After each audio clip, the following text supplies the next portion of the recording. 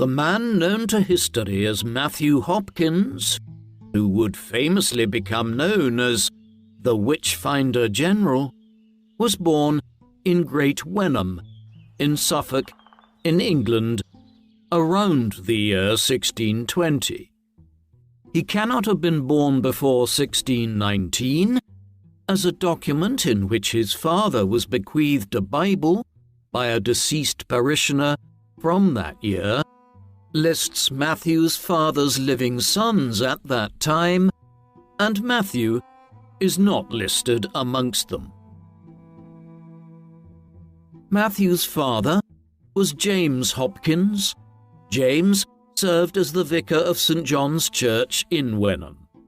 His will, which was validated in 1634, lists him as having 6 children, but names only 2, Thomas and James, and it seems likely they were the elder children and adults by 1634. The will conversely assigned the care of the remaining 4 children to his widow, which is in line with Matthew still being a minor at that time. This also indicates that Matthew was almost certainly in his mid-20s during his active years as Witchfinder General from 1645 to 1647. There is no indication of what Matthew's mother's name was, though it is clear that she gave birth to and raised numerous children, while it seems plausible, given the high infant mortality rates at the time, that 1 or 2 of her children would not have survived into their adult years, on top of the 6 that seemingly did. From amongst these siblings, we know that Matthew's brother, John, became the minister of South Fambridge near Rochford in 1645, but was removed in 1646, apparently for the neglect of his work. Aside from these details concerning Matthew's family, we have practically no information about Hopkins' early life, though we can conjecture at what sort of life he would have led in the small settlement of Wenham. Even today, the village, which lies between Colchester and Ipswich, has a population of less than 200 people. Life would have been characterized by a blend of agricultural work, community interdependence, religious observance, and concern about illness, disease, and injury, with some limited proto-industrial activity in the form of cloth working, smithing, and the like. Most villagers would spend their time farming, with common crops including wheat, barley, oats, and rye. Livestock such as sheep, cows, pigs, and chickens were also vital for sustenance and trade. Homes were basic and would be cold and damp in the winter and stifling in the summer months. The plague and other diseases were endemic in England, meaning that periodic outbreaks were common. Communities were close, and the threats facing early modern villages numerous. It was into this world that Matthew Hopkins was born and raised. In the absence of any further information about his youth, we can only assume that he remained in communities with this sort of lifestyle and economy until further records show his activities as a witch hunter many years later. He does not appear as a student on any existing matriculation list for an English educational institution, though he later claimed to have acquired some legal training in the Netherlands in his youth, and many people who worked in the courts in early modern times were not fully trained lawyers, but more like clerks with informal experience of the courts. The fame of Matthew Hopkins stems almost entirely from the final 3 years of his life, between 1644 and 1647, when he became infamous for his onslaught against those who he claimed were engaged in witchcraft in England. Thus, in the absence of any major details concerning his life up to his mid-20s, we should reflect on the nature of the society he lived in and the place of witchcraft and witch hunting within it, as these are critical to Matthew's story. By the time of Hopkins' birth around 1620, England and Europe as a whole was in the midst of a period of substantial economic, social and cultural growth, such that the period of the 16th, 17th and 18th centuries are often referred to as the early modern period, a necessary bridge between the medieval world to the modern world of the 19th and 20th centuries, as science and rationality began to expand and prevail. Yet there were contradictions within this world too.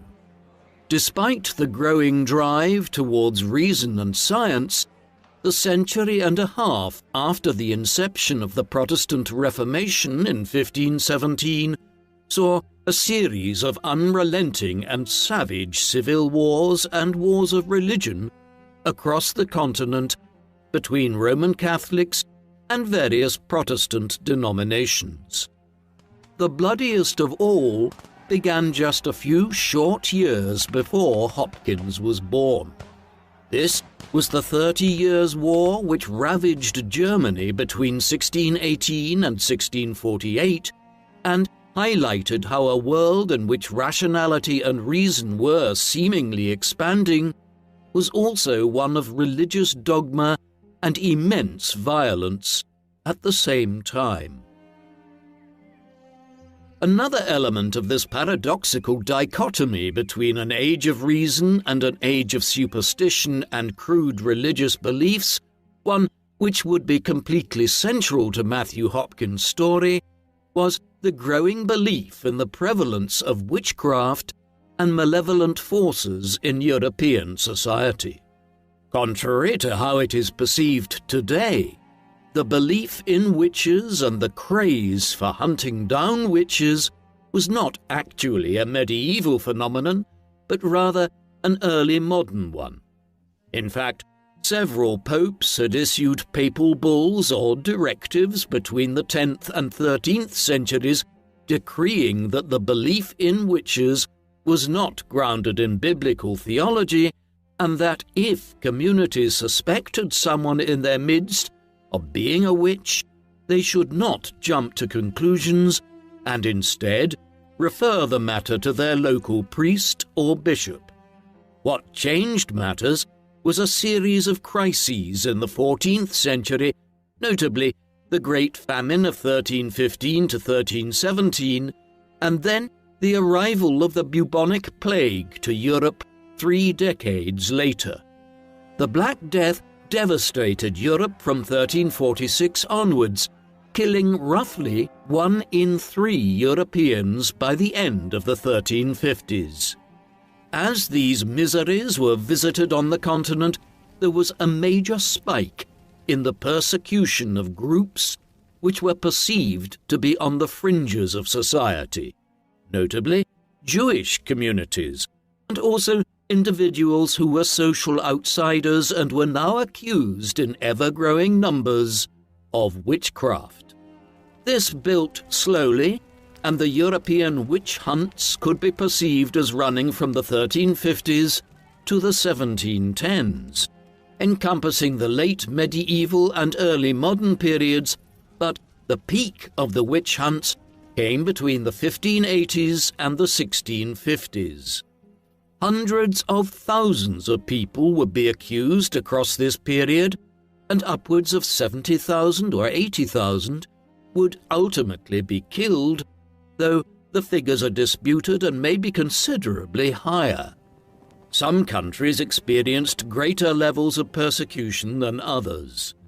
The witch hunts were most intense in Germany and Switzerland, while within Britain there was a particularly intense witch craze in Scotland.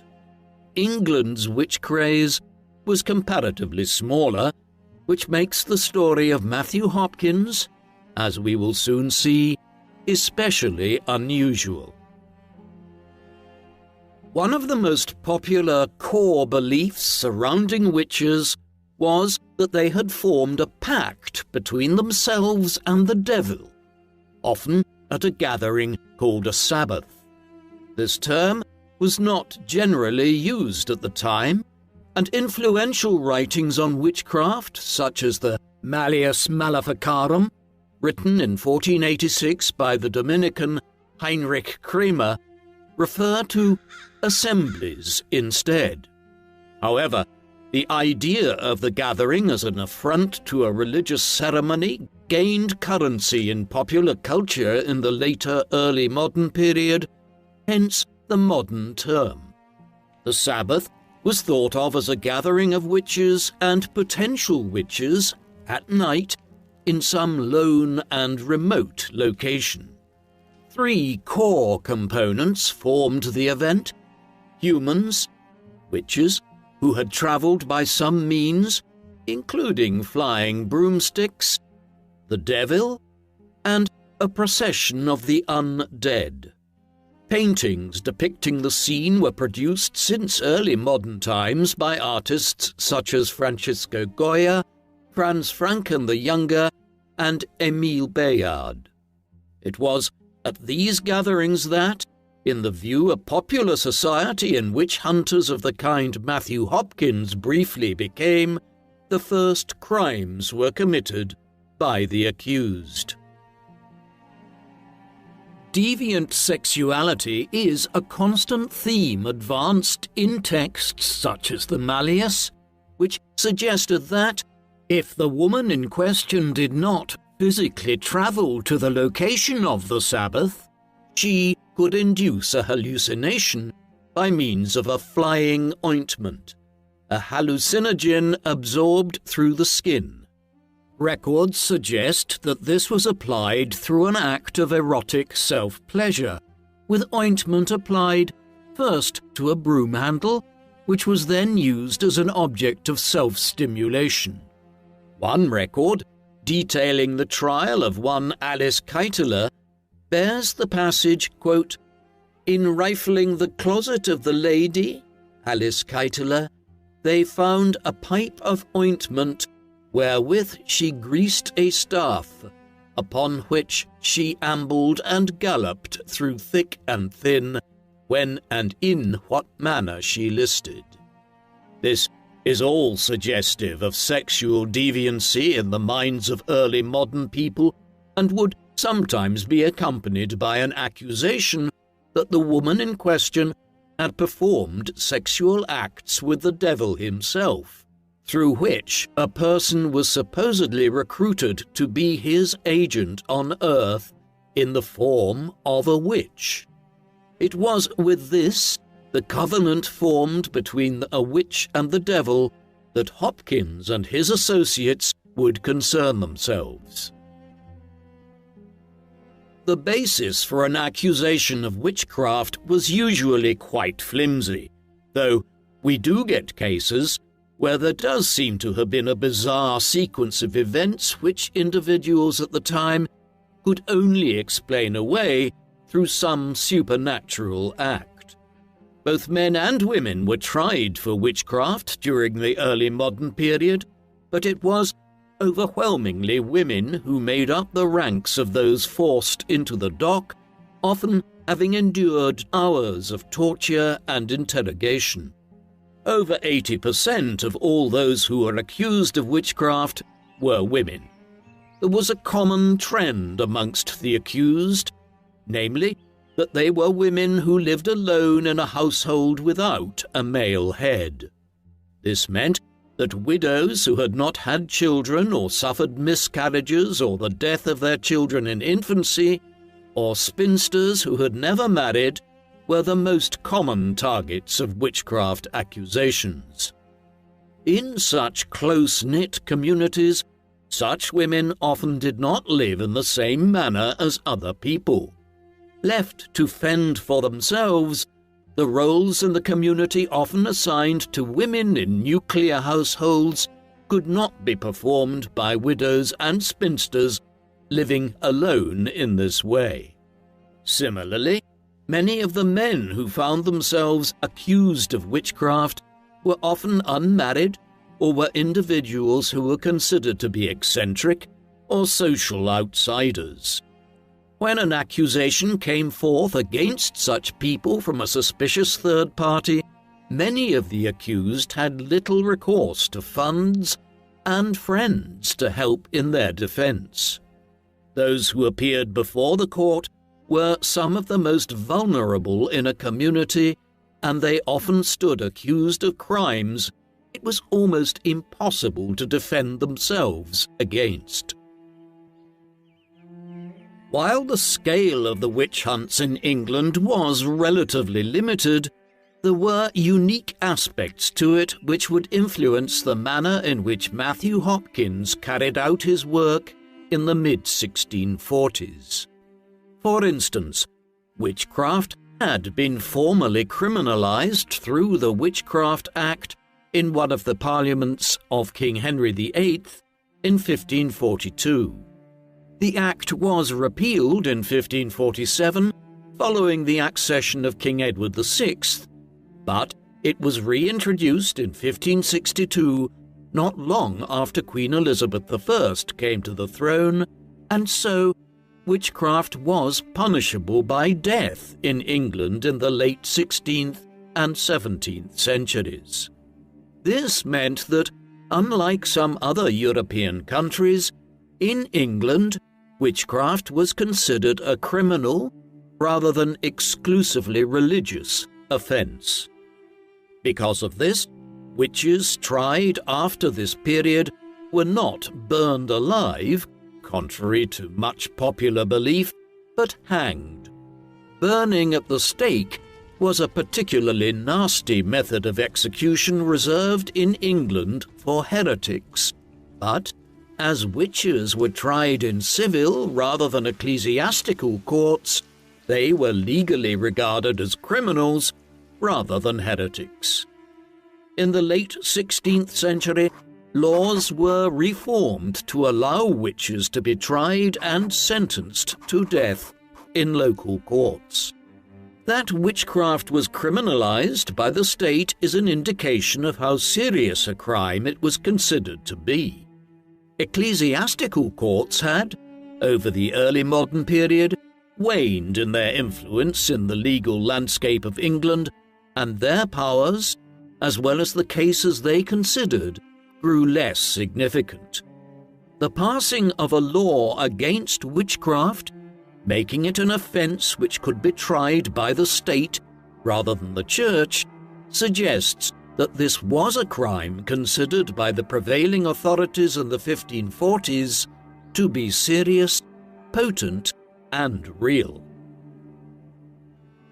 There were specific events which were occurring in England both shortly before Hopkins was born and during his lifetime, which led to an intensification of sentiment concerning witchcraft there in the middle of the 17th century. Firstly, in 1603, King James VI of Scotland had succeeded Queen Elizabeth I to become King James I of England and Ireland and VI of Scotland.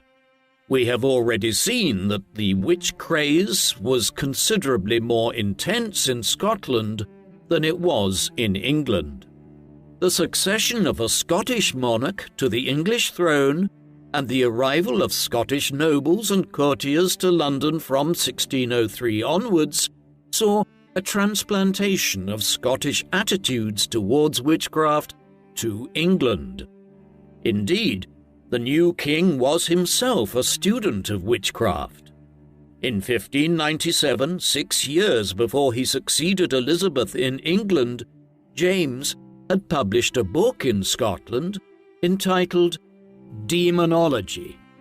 His interest in the subject was sparked when a woman who was accused of witchcraft in Scotland had stated at her trial that Satan had spoken to her and proclaimed that King James was his greatest mortal enemy on earth.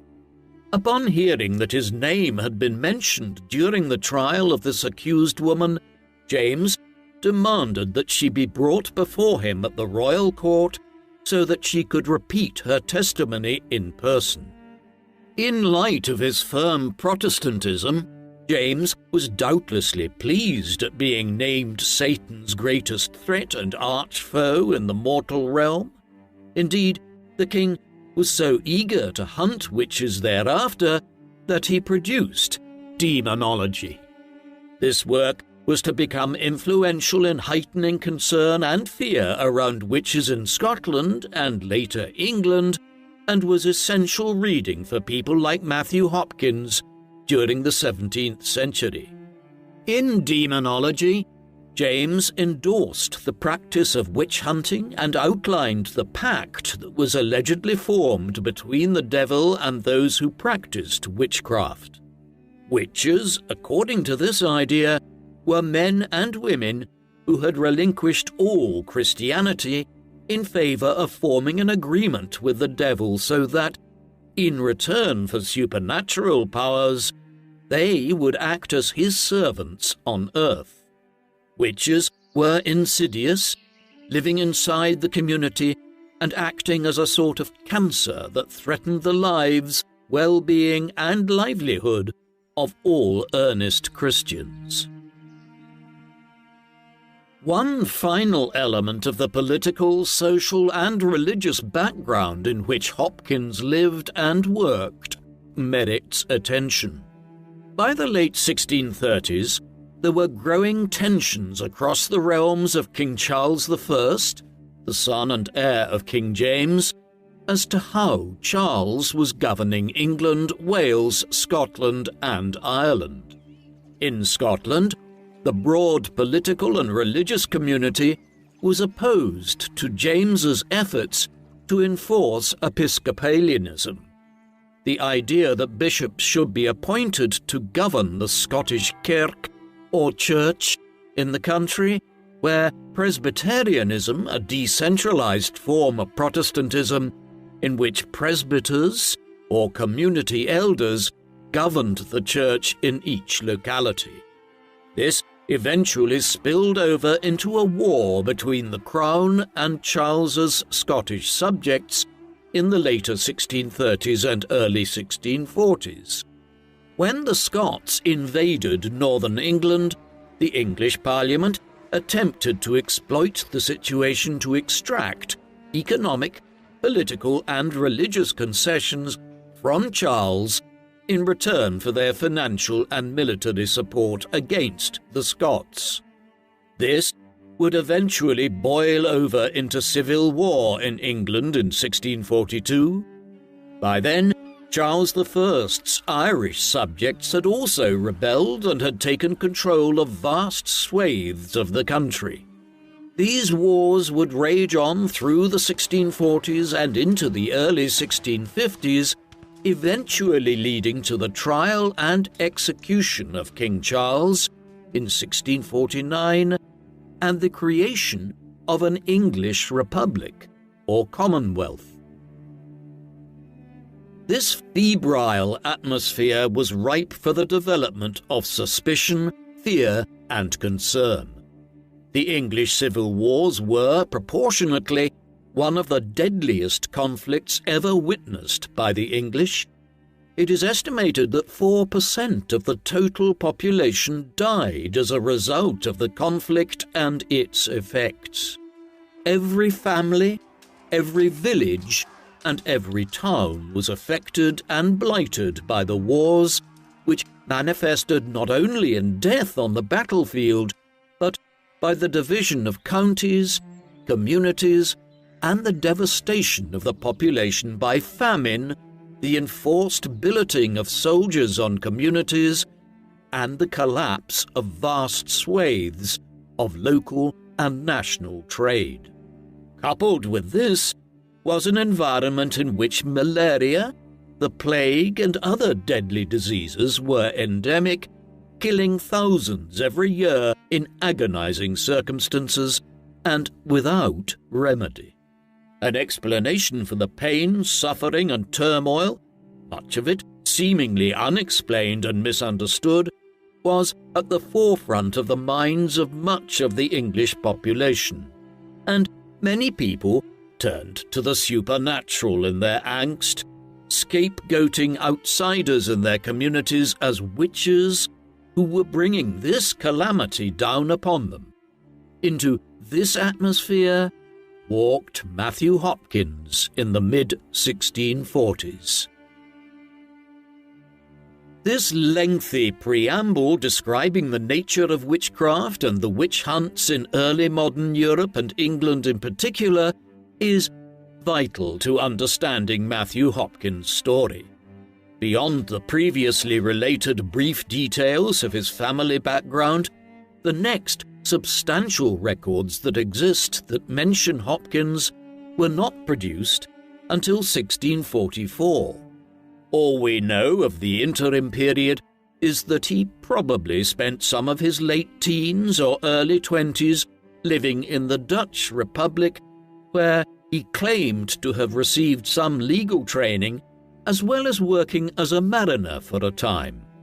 His legal training no doubt aided his later work in bringing witches to trial, while his time spent at sea amongst seamen, a community who were notoriously superstitious and favoured astrological studies as a way of determining when was a lucky time to sail and so forth, doubtlessly informed his worldview in later years.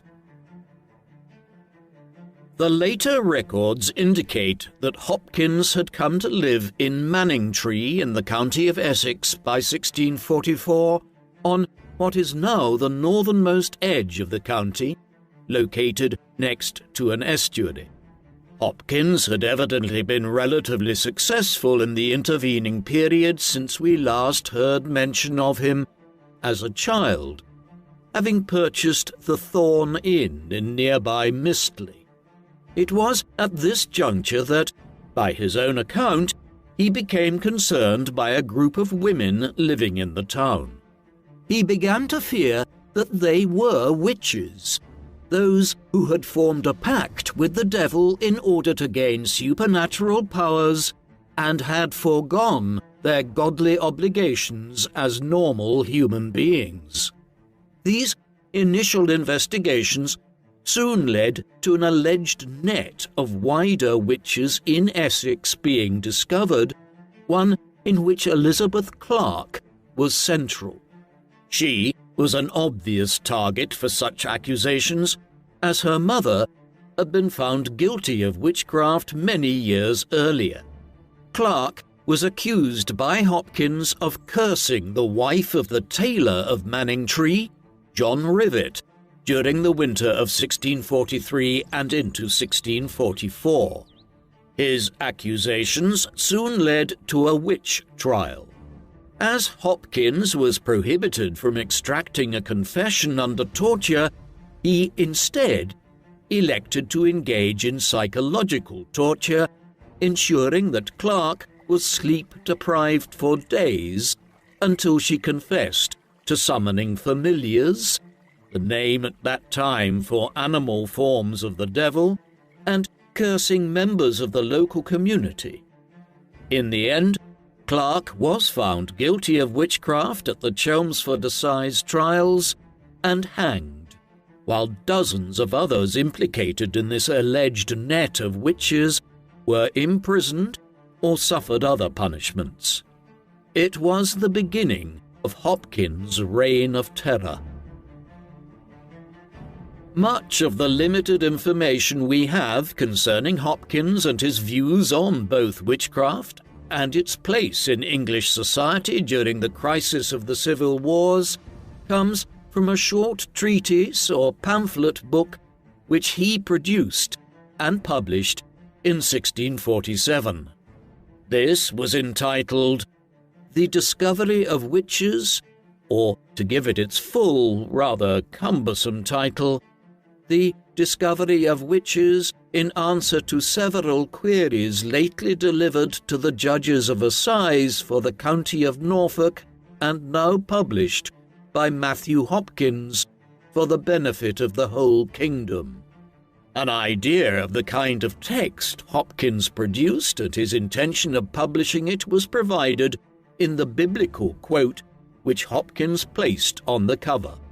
This came from the book of Exodus and stated, quote, "Thou shalt not suffer a witch to live."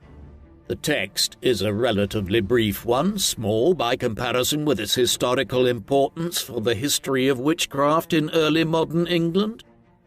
It consists of 14 queries, with answers thereto on a wide range of matters relating to the identification, questioning, and punishment of witches.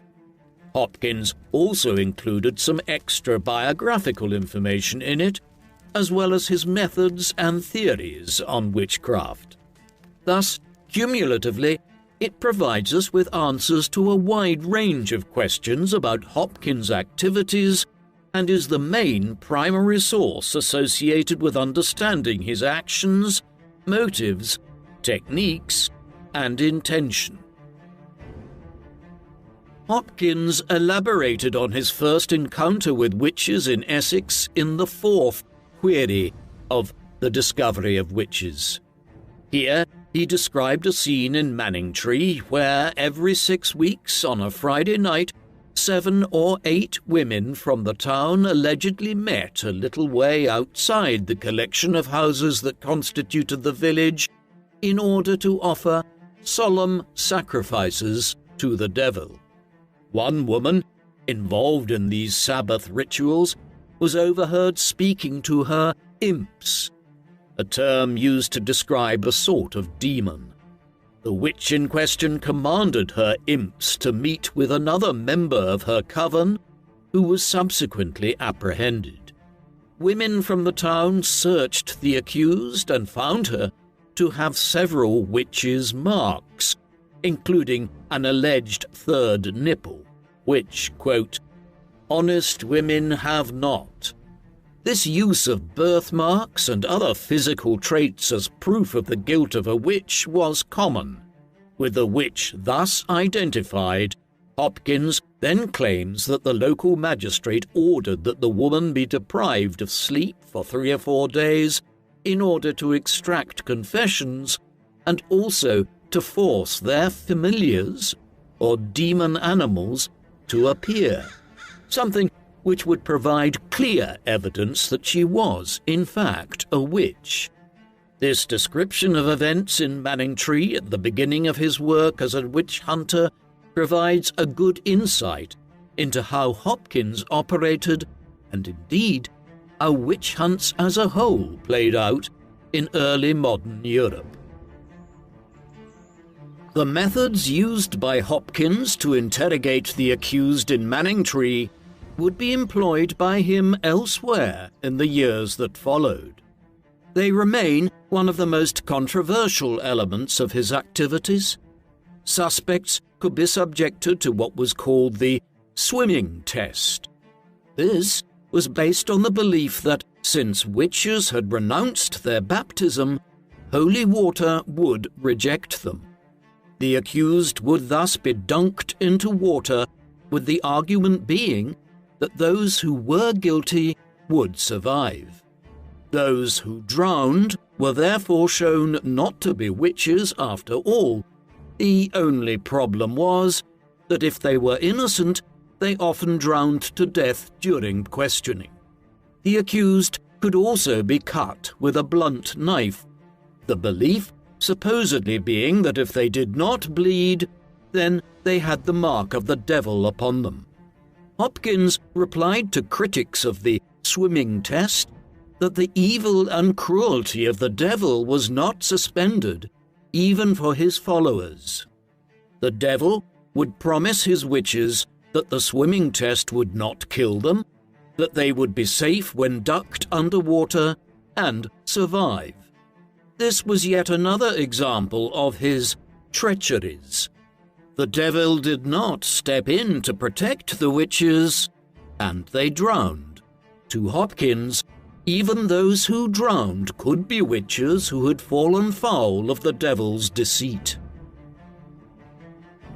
Another way to extract specific confessions was, as we have seen in the Manningtree instance, through sleep deprivation. The accused would be kept awake by Hopkins for days on end, leading them to enter a mental state where the line between reality and hallucination was blurred. The women subjected to this practice would become so exhausted that they would believe that dreams were in fact true and often formed the basis of many confessions. This latter point was particularly valuable for Hopkins and his associates. Although the popular perception today is of witches simply being lynched without due process by local communities, in reality, those who were accused of witchcraft had the right to a trial and due process. Legally, to find a person guilty of witchcraft, a confession had to be extracted from the accused person themselves. Thus, Hopkins was operating in the mid-1640s as witch-finder general within a legal framework. But, in reality, the confessions he acquired were generally obtained under torture, which is not a reliable method of extracting accurate confessions. The quote-unquote evidence collected from the first witch Hopkins questioned in Manningtree was used as the basis for the start of a wider witch hunt in Essex by Hopkins in 1644. Women, often under torture and duress, gave the name of other members of the community who they claimed had also sold their souls to the devil during Sabbath meetings. This created a domino effect where a greater and greater number of women were indicted for the crime of witchcraft, something that was common in witch hunts all across early modern Europe. Eventually, as these investigations expanded outwards, dozens of people were arrested, questioned, and scheduled for trial. Such were the harsh methods employed by Hopkins that before the case even came to trial in the town of Chelmsford in the summer of 1645, 4 were already dead. 25 were sent to trial, and eventually over half of these were found guilty and hanged. In the Discovery of Witches, Hopkins concluded the segment discussing this initial hunt in Essex by suggesting that the devil was sent in the form of a bear to kill him for his actions in hunting down these witches in his local community, and that this experience inspired him to become a professional witch hunter. This provenance makes the methods of interrogation used by Matthew Hopkins and his band even more insidious. Women, pushed to the point of hallucination by sleep deprivation and psychological torture, were faced with accusations of witchcraft not on the grounds of what they had done, but rather what they had often thought or imagined. A strange dream had years before, which involved anything remotely resembling the Sabbath or animals, could be evidence that a witch had hallucinated she was with the devil or summoning his familiars, actions considered just as grave as if she had attended the devil in person. Any birthmark or irregular patch of skin could suddenly become a telling witch's mark, and any out-of-the-ordinary recollection could be evidence that someone had abandoned God and formed a new covenant with Satan. The initial panic caused by Matthew Hopkins in his campaign of accusation in Manningtree spread into a wider set of accusations and trials. In neighbouring Suffolk, in the months that followed, over 100 alleged witches were identified, with at least 40 executed. 20 further women were executed in Norfolk. From 1644, the year of Hopkins' first recorded accusation of witchcraft, it appears that he claimed to have an official appointment from Parliament as the Witchfinder General, tasked with hunting down those who had sold their souls to the devil. There is no official record of this appointment, and it is more than likely that Hopkins simply claimed this mantle without any appointment at all. During the chaos of the civil wars, where there were overlapping jurisdictions between the royalists and the parliamentarians across England and Wales, it was possible for a person to make such a claim without it having any legal basis. It is notable in this regard that there was no official post of Witchfinder General under normal circumstances in early modern England until Hopkins seemingly invented it in 1645. Hopkins was a religious man, but his motives for pursuing witches, as we will see, are still debated.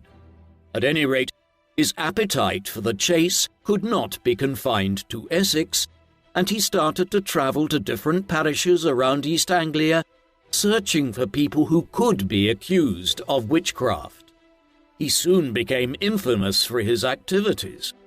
His rigorous and often brutal methods of interrogation and trial were notable even in the 17th century.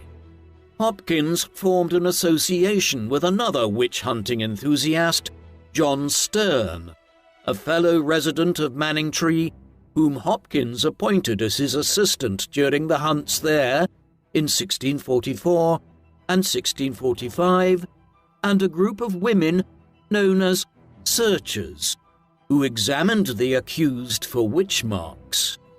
Hopkins and his band would soon travel from town to town, offering his services as a supposedly professional investigator who could demonstrate whether an accused person was, in fact, a witch.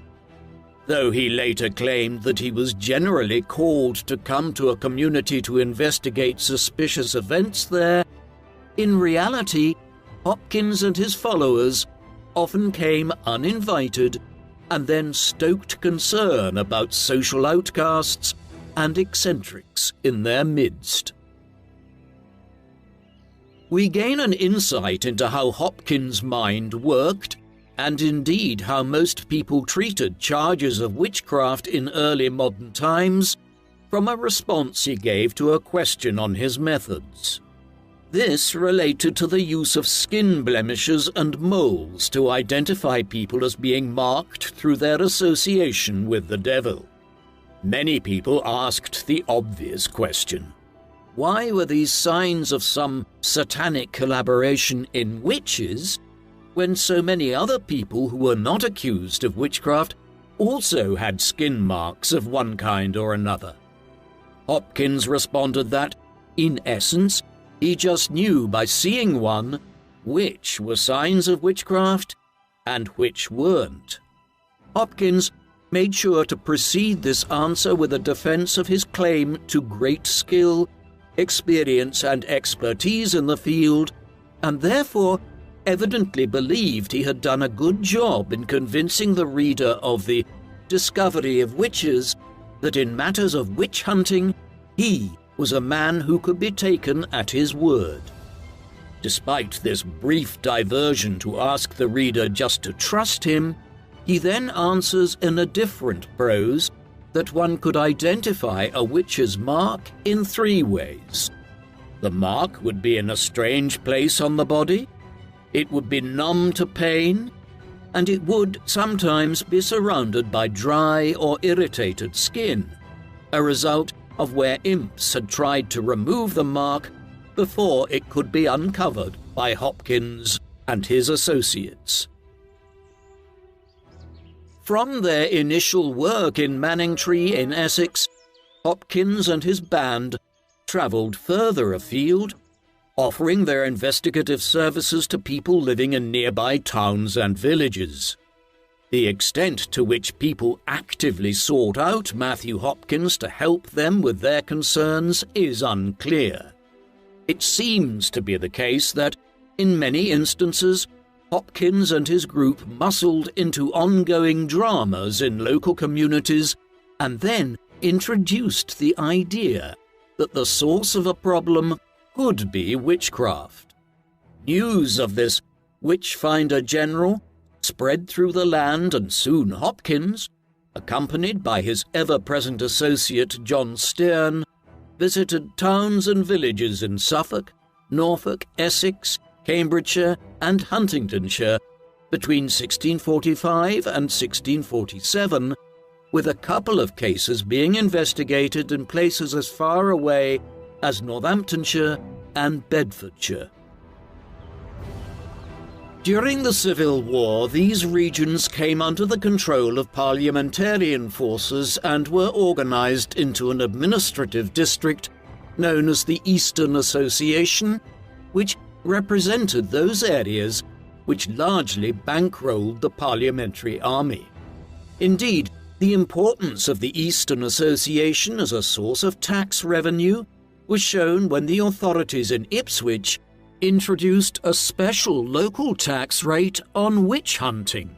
Such was the scale of the income that Hopkins was able to garner. It appears that Hopkins and Stern charged the towns they entered a flat rate for their services, which they claimed was to maintain their company along with 3 horses. The total charge mentioned by Hopkins per town was 20 shillings or £1 sterling, which is equivalent to thousands of pounds today. However, town records suggest that Hopkins was not entirely accurate in his claim to only charge towns £1 for his services. Records from the Suffolk town of Stowmarket, for instance, show that the town was charged £23, though what the extraordinary circumstances for such a charge might have been are unclear. As Hopkins, Stern and their other sometime employees moved from region to region, they adduced numerous different reasons for why their victims were engaged in witchcraft.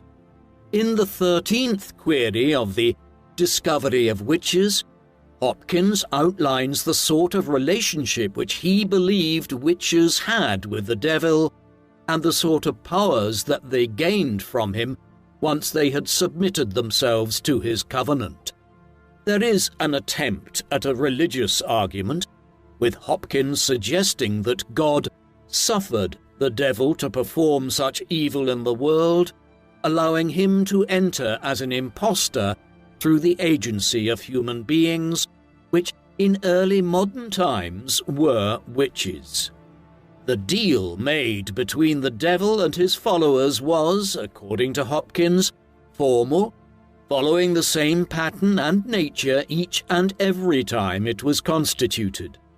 The devil would, at a Sabbath, held in some distant and remote place, maybe a moor or a heath, address the hopefuls who had gathered there and ask, quote, "What will you have me do for you, my dear and nearest children, covenanted and compacted with me in my hellish league, and sealed with your blood, my delicate firebrand darlings?" To this, the witches would answer that they wanted protection and security in return from Satan if they were to submit to him.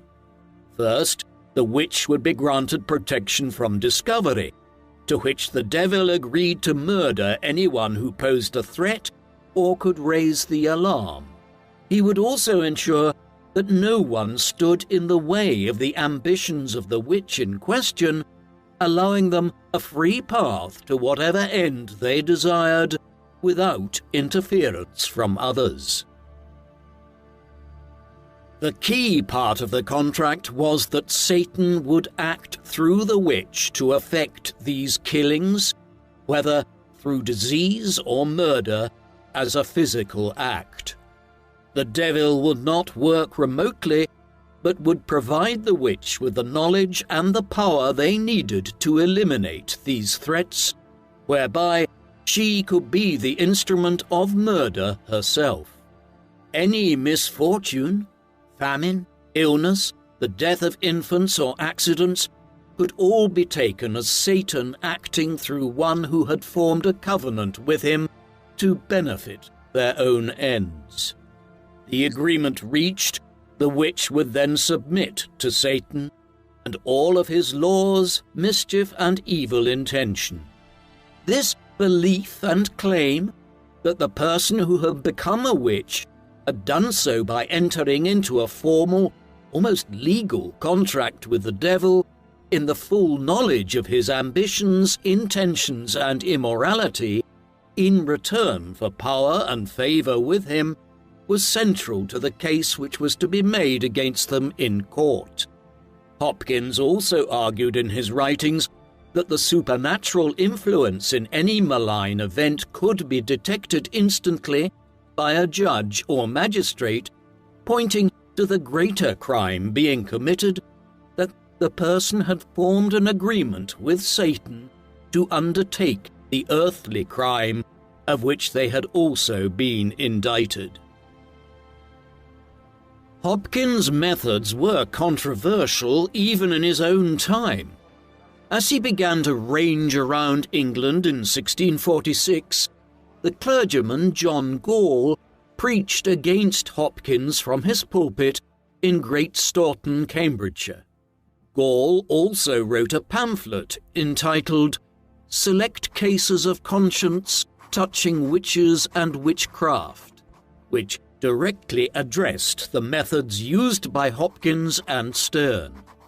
He argued that the swimming test used by Hopkins was ridiculous, and that, more broadly, a greater evidential basis was needed before a charge of witchcraft could be substantiated and a serious punishment administered. The sort of evidence collected by Hopkins, under duress, and often after a bout of torture, was not considered by Gall to constitute sufficient evidence of witchcraft. This was not to say that Gall denied the existence or the malign influence of witchcraft. However, he decried the methods used by Hopkins and the sort of hype he generated to warrant his high fees. Indeed, whilst higher parliamentary authorities seemed relatively unconcerned about the Witchfinder General, assize judges at the Oyer and Terminer sessions did question both Hopkins and Stern about the methods they employed to gain a confession. Over the course of their questioning, it was even suggested by a judge that Hopkins and Stern might themselves be using witchcraft to try and extract these confessions. Another suggested, perhaps more calmly, that Hopkins was using, quote, unlawful courses of torture to extract this information. However, once the session resumed, both Hopkins and Stern had returned to their bases in Essex, meaning that these deliberations did not amount to anything beyond speculation. There was good reason to be suspicious of his actions. Hopkins' own writings demonstrate clearly how these tactics of sleep deprivation provided worthless evidence. His wording makes this plain. Of one such interrogation he wrote that, quote, on the fourth night without sleep, she, the woman apprehended in Manningtree, called in her imps by their several names, and told them what shapes a quarter of an hour before they came in, there being 10 of us in the room. He goes on to describe how, exhausted and deprived of sleep for 4 days straight, the accused woman eventually described 5 familiars who were her accomplices.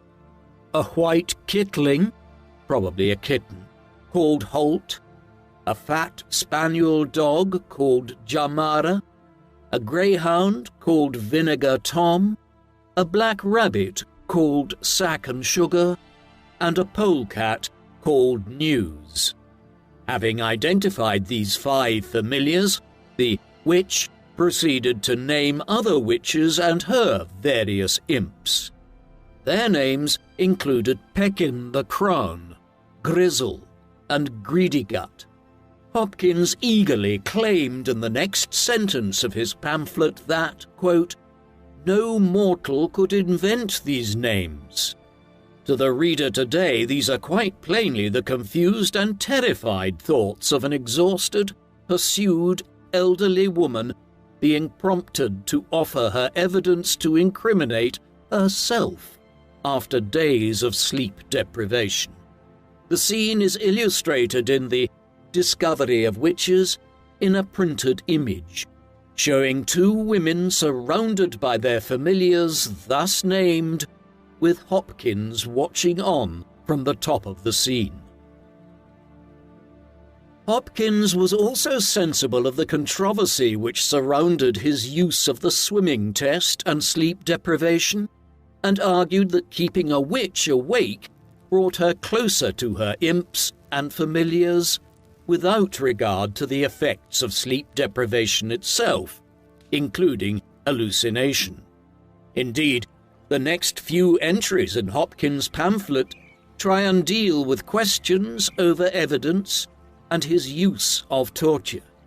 For instance, in the 10th query, it was stated that, quote, "There hath been an abominable, inhumane, and unmerciful trial of these poor creatures by tying them and heaving them into the water, a trial not allowable by law or conscience, and I would fain know the reasons for that." This appears to present a well-reasoned self-criticism by Hopkins, but he then responded that, whilst it was true that many women had died as a result of the swimming test, it was important to understand how the devil thought and operated with witches. He made it so that witches would only confess under the kind of duress which inadvertently caused the deaths of some innocent people, but Hopkins argued that this was a necessary price in order to identify the servants of the devil. Another controversial feature of Hopkins' work was his legal right to act in the way that he did. He famously claimed that he had a mandate from Parliament to undertake his investigations as Witchfinder General, which would then provide evidence for use in what were called Commissions of Oyer and Terminer, inquiries which were set up to deal with a specific set of crimes which were a particular problem in a specific area. Grand juries presided over Oyer and Terminer sessions in the localities, alongside a judge of the assizes or circuit courts. Coastal areas of England often hosted Oyer and Terminer commissions designed to place pirates and smugglers on trial. In East Anglia, Hopkins' activities led to a string of cases in which claims of witchcraft were made against members of the community for misfortune and upset. Parliamentary authorities were aware of what Hopkins and Stern were doing and mentioned them as busy men in reports produced ahead of the commissioning of an Oyer and Terminer session at Bury St Edmunds in Suffolk. This seems to suggest that parliamentary authorities were, on the whole, bemused but indifferent about what Hopkins was up to. There were simply bigger fish for them to fry in relation to the wider civil war and the administration of the Eastern Association.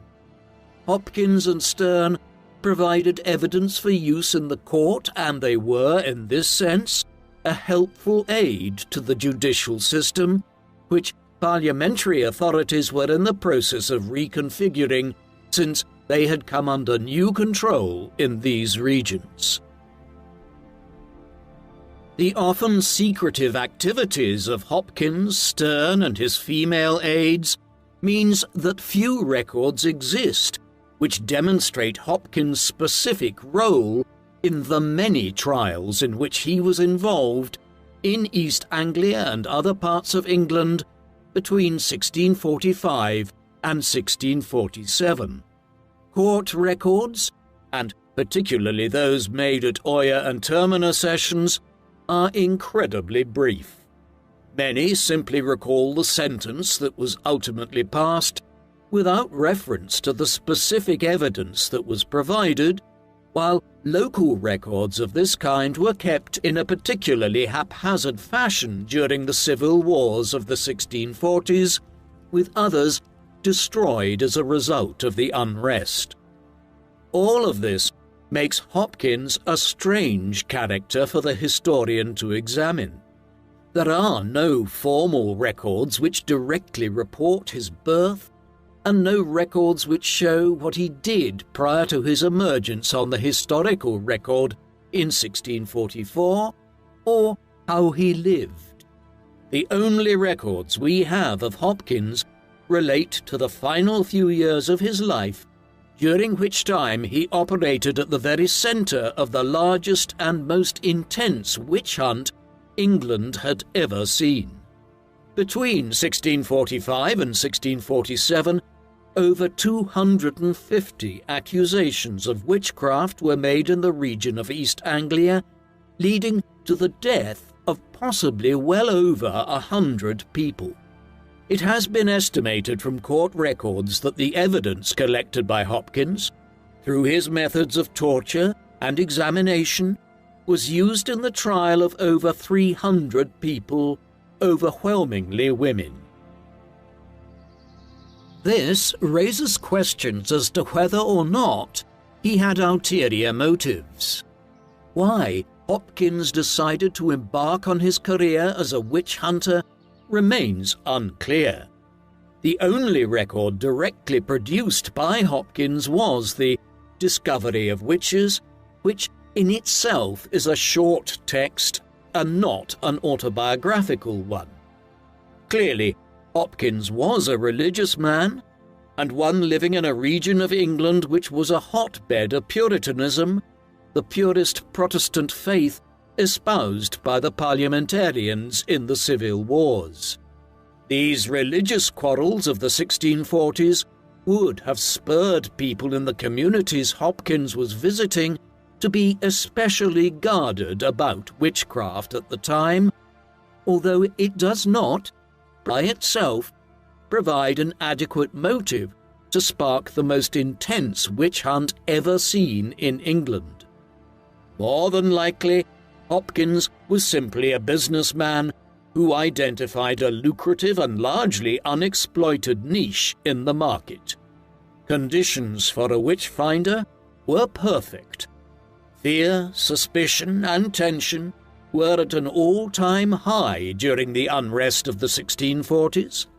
Religious sensibilities had been shaken and threatened, and the sort of women pursued by Hopkins and his band had little recourse to defend themselves, occupying a space in society which meant they would receive little love or support from their neighbours.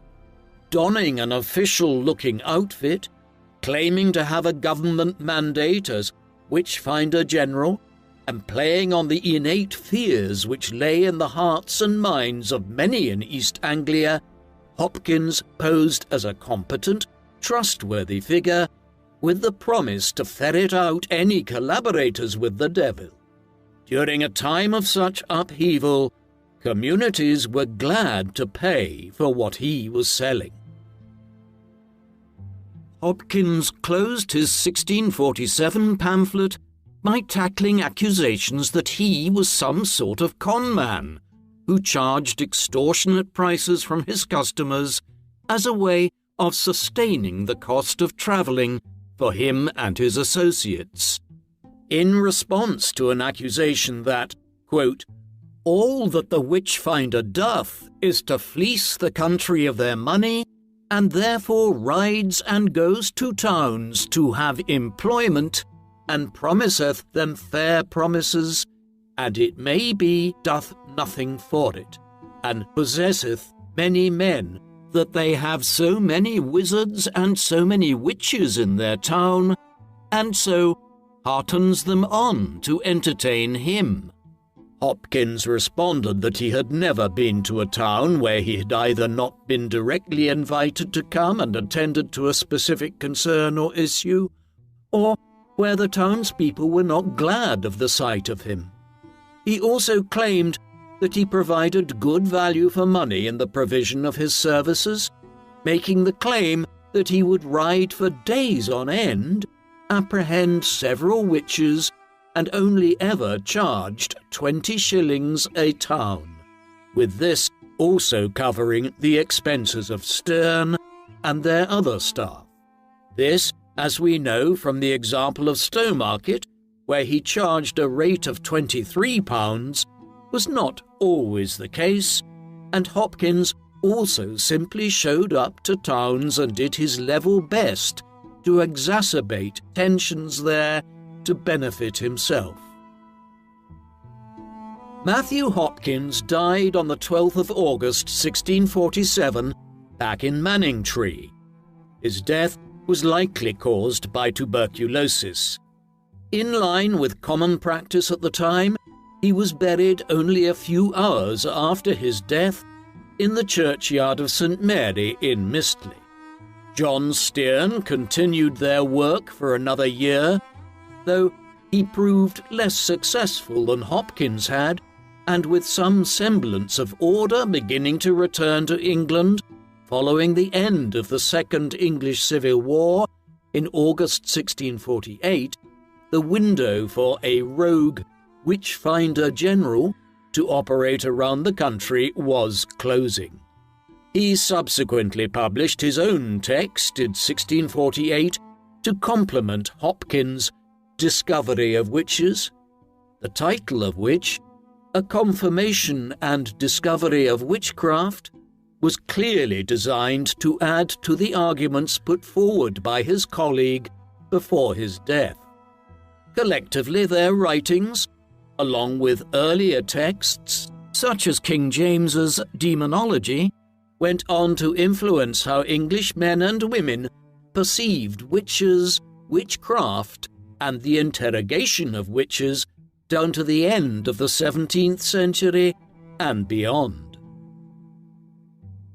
The irony of the story of Matthew Hopkins and his work as Witchfinder General was that by the late 1640s, the witch hunts across Europe were beginning to decline in intensity.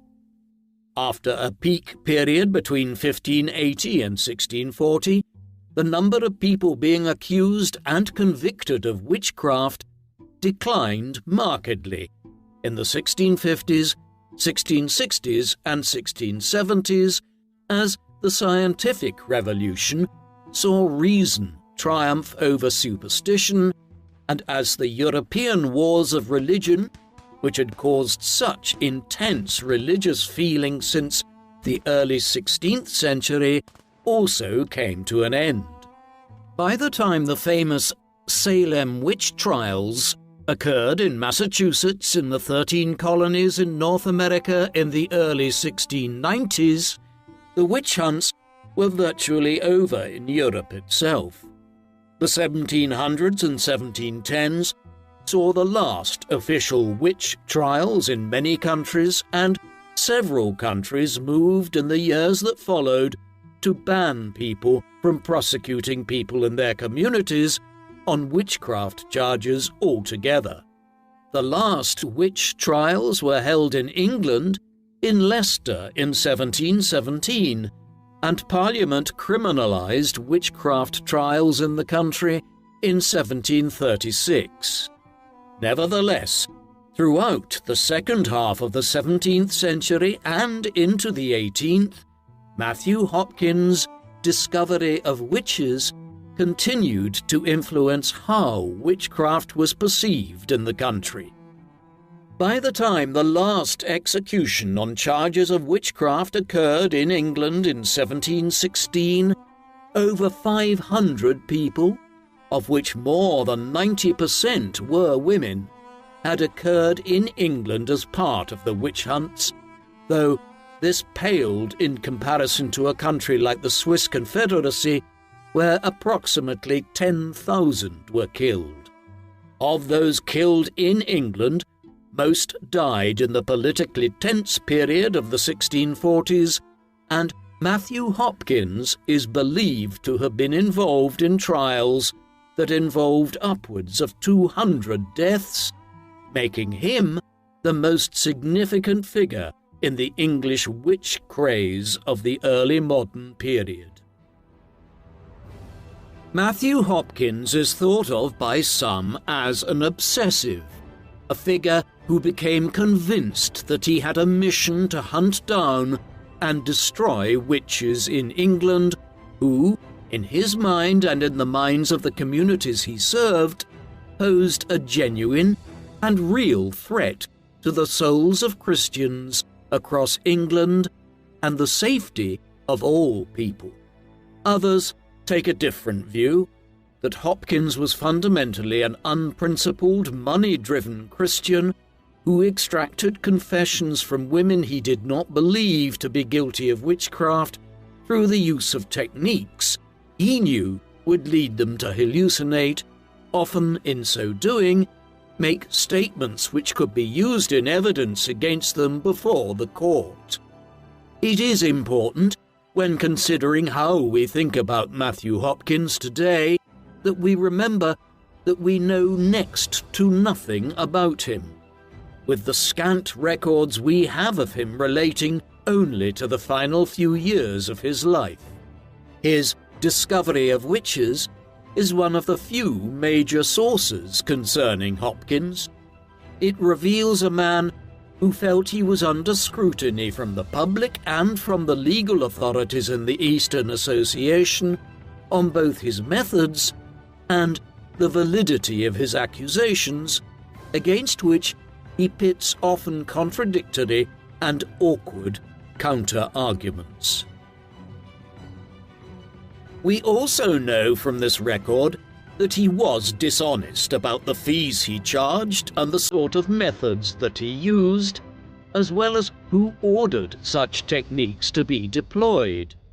Indeed, his claim that it was the courts which ordered him to undertake torture against the accused does not tally with the fact that in 1647 it was the same courts which were starting an investigation into Hopkins and Stearne for their use of illegal methods of torture.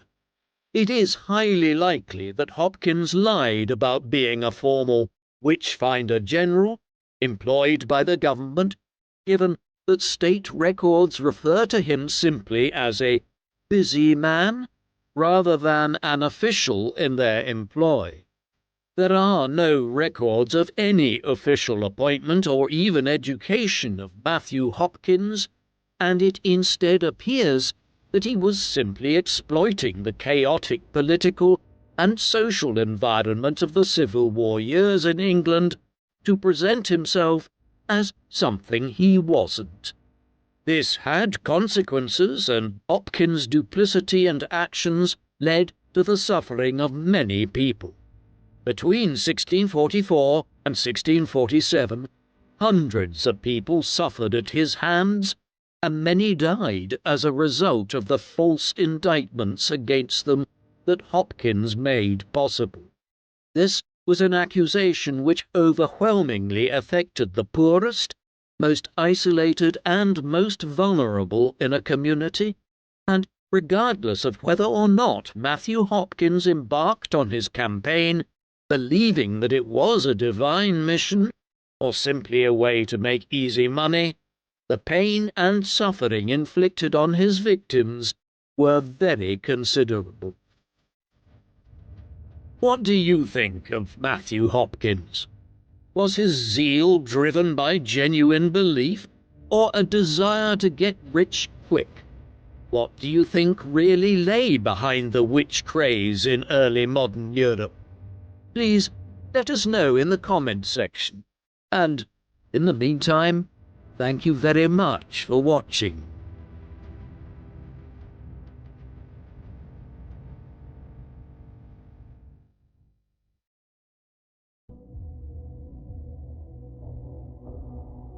The man known to history as Theodore Robert Bundy was born on the 24th of November 1946 at the Elizabeth Lund Home for Unwed Mothers in Burlington, Vermont as Theodore Robert Cowell.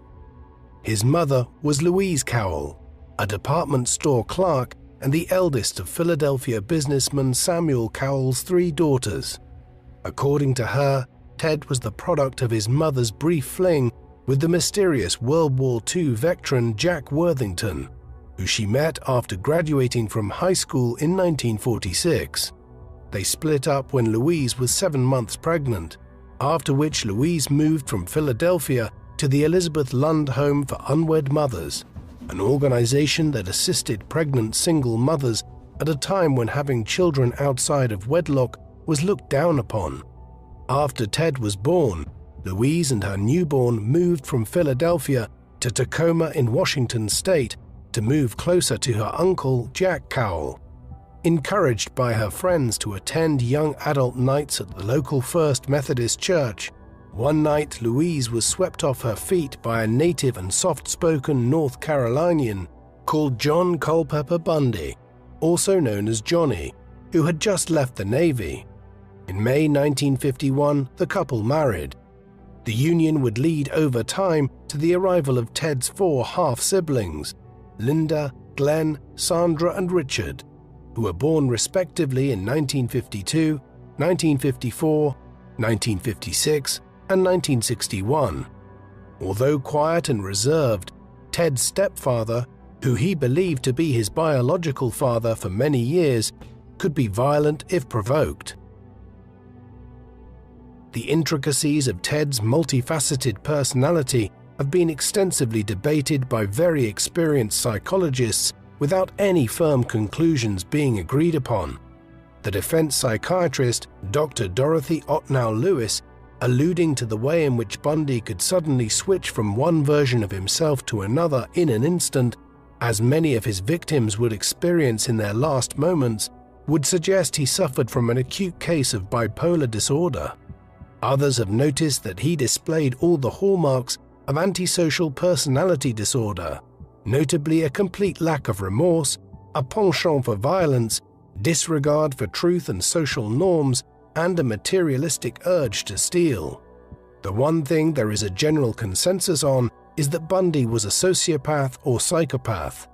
In addition, Bundy displayed elements of a litany of disturbing deviances, such as biastophilia, in which arousal is heightened by the assault of a person who doesn't consent, as well as voyeurism and sadism.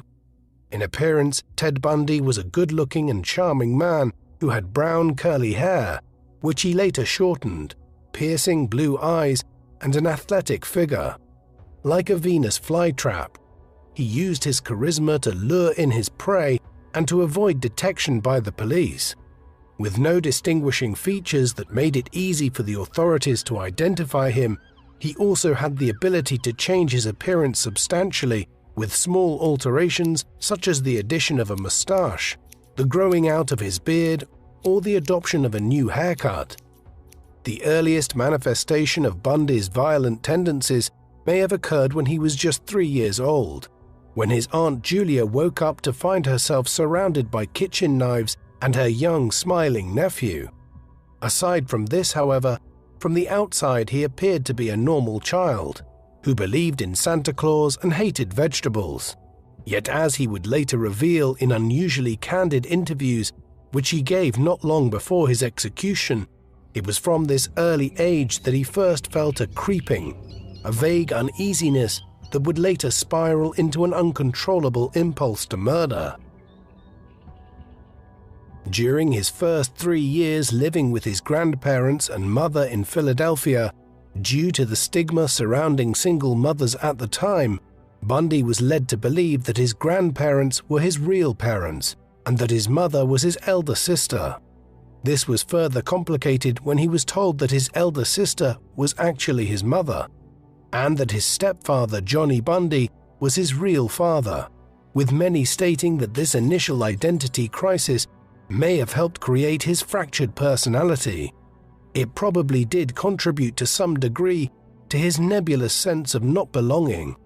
In 1954, following the birth of his half-brother Glenn, the Bundy family moved into a larger home in a new neighborhood to accommodate their growing brood. And it was here that Ted met his two best friends from childhood, Terry Storwick and Warren Dodge, who quickly learnt that Ted had a very short fuse. Storwick later recalled how, while playing a war game in which fibrous ferns were thrown like missiles, he accidentally caught Ted below the eye, prompting Bundy to attack him in a rage. As Bundy grew older, he tried his hand at team sports such as basketball and baseball, but he was never able to get on the team, a fact that greatly embarrassed the extremely self-conscious adolescent. As a result, he decided to take up solo sports, such as skiing, which he practiced using expensive ski equipment he had stolen, a fact that would have greatly shocked his family friends who only knew him as a regular churchgoer with ambitions to pursue a career in law enforcement. This tendency towards kleptomania would become stronger over time and was a central part of Bundy's unusual psychology, with him later describing his more violent crimes in terms which indicated that he wished to almost steal the life essence from his victims. Ted's rebellious streak would take an ominous turn when, according to the most likely version of events, his true parentage was revealed by his antagonistic cousin John, who procured his birth certificate to prove to him that Johnny was not his real father. Resentful that his mother had lied to him about his origins, Ted became even more dismissive of his stepfather and henceforth refused to call him Dad, starting to only refer to him as John. The resulting friction caused Johnny, who was an otherwise mild-mannered man, to lash out more at his stepson when he was provoked. Going from middle school to Woodrow Wilson High School, Bundy, whose outward charm hid a chronic lack of self-confidence, described it as the moment he decided to socially withdraw from society because he suddenly found it impossible to integrate or relate to his classmates. From then on, he would only ever feel truly himself when he was in the classroom.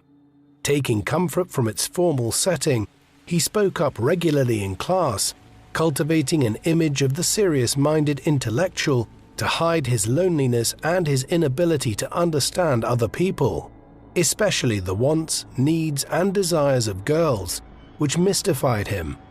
Living from home in his freshman year at the University of Puget Sound, Ted began developing the outward appearance of a normal, functioning human being, while on the inside, the malevolent elements of his personality were still stirring. In the first year at Puget Sound, he kept to himself, but his narcissistic tendencies meant that he didn't want to be entirely invisible, and, looking for something a tad more glamorous to shroud his true nature, he applied for a transfer to the University of Washington's first-class Asian Studies program in Seattle to study the Chinese language. In Seattle in 1966 and 1967, he began to open up a little more to other people, and he soon started receiving attention from a fellow student, Diane Edwards, who had been identified under various aliases in studies of Bundy's life. Despite his attraction to her and their tendency to spend their nights together, Ted made no sexual advances, as if introducing physicality into the relationship would somehow corrupt it. In an effort to continue spending time with her, Ted enrolled in an intensive Chinese language course at Stanford University. However, he soon failed most of his classes, and soon his unimpressed girlfriend, who had also become increasingly annoyed at his childhood habit of sneaking up on her, broke up with him. After their breakup, he returned home irritable and depressed, and by 1968, feeling worthless, he was back in Seattle, where he rented a small apartment, worked as a busboy in a hotel dining room, and as a night stalker in a Safeway store, and started committing acts of petty thievery. Then, one day, Ted bumped into an old acquaintance from high school who suggested that he volunteer to work for Art Fletcher, a local city councilman who was the Republican Party's nominee for the upcoming elections for lieutenant governor. A staunch Republican, Ted jumped at this opportunity and he approached the unpaid position with enthusiasm, eventually being named Art Fletcher's personal driver and a bodyguard of sorts. It was during this run also that Ted, who most studies agree had not had relations of any kind up to this, had his first such experience. This occurred at a campaign party. Having got very drunk and been whisked away to a colleague's house to rest, he describes how, in a semi-conscious state, he had seen an unknown woman enter into his bed. She undressed him and proceeded to engage in intercourse with him. Not long afterwards, when his job on the Fletcher campaign came to an end, Bundy found employment as a salesman in a Seattle department store. This didn't last long, though perhaps the experience, along with his time working around political types who didn't mean what they said, cultivated his ability to talk his way out of situations and charm people into doing what he wanted, skills that would become integral to his brutal activities in the 1970s. Soon he headed out to Philadelphia to continue his studies at Temple University for one semester in 1969. That autumn, though, he was back in Washington, and at a local bar, Bundy met Elizabeth Kendall, a 24-year-old medical secretary from Utah and single mother of a daughter named Tina. Falsely introducing himself as a law student who was writing a book on the Vietnam War, Elizabeth fell for him immediately, and they began a relationship. Ted and Elizabeth's whirlwind romance blossomed so quickly that after 3 months they were both seriously considering getting married. Yet Ted's lies would eventually catch up to him.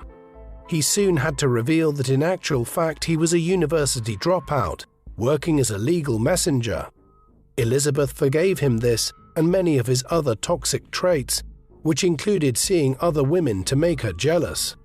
Underneath the surface, though, Ted's sickness was getting worse, and it was around this time that he began watching violent pornography and prowling around after dark, peeping into women's windows and stealing things, often for seemingly little reason. Driven by a need to understand his own confusing psychological makeup, Bundy began a new major in psychology at the University of Washington, where for once he did well academically, graduating in the spring of 1972. Thereafter, he stated his desire to study the law, but he soon realized he was not well suited for a legal career and was rejected by numerous law schools. Then, with the assistance of a grant, he began working with psychiatric outpatients at the Harborview Hospital in Seattle. These were years of flux for Bundy, and he also returned to politics, volunteering as a helper in the upcoming local election campaign on behalf of Governor Dan Evans of the Republican Party. To all those who knew him on the campaign trail in 1972, Bundy was an intelligent and handsome man with a bright future.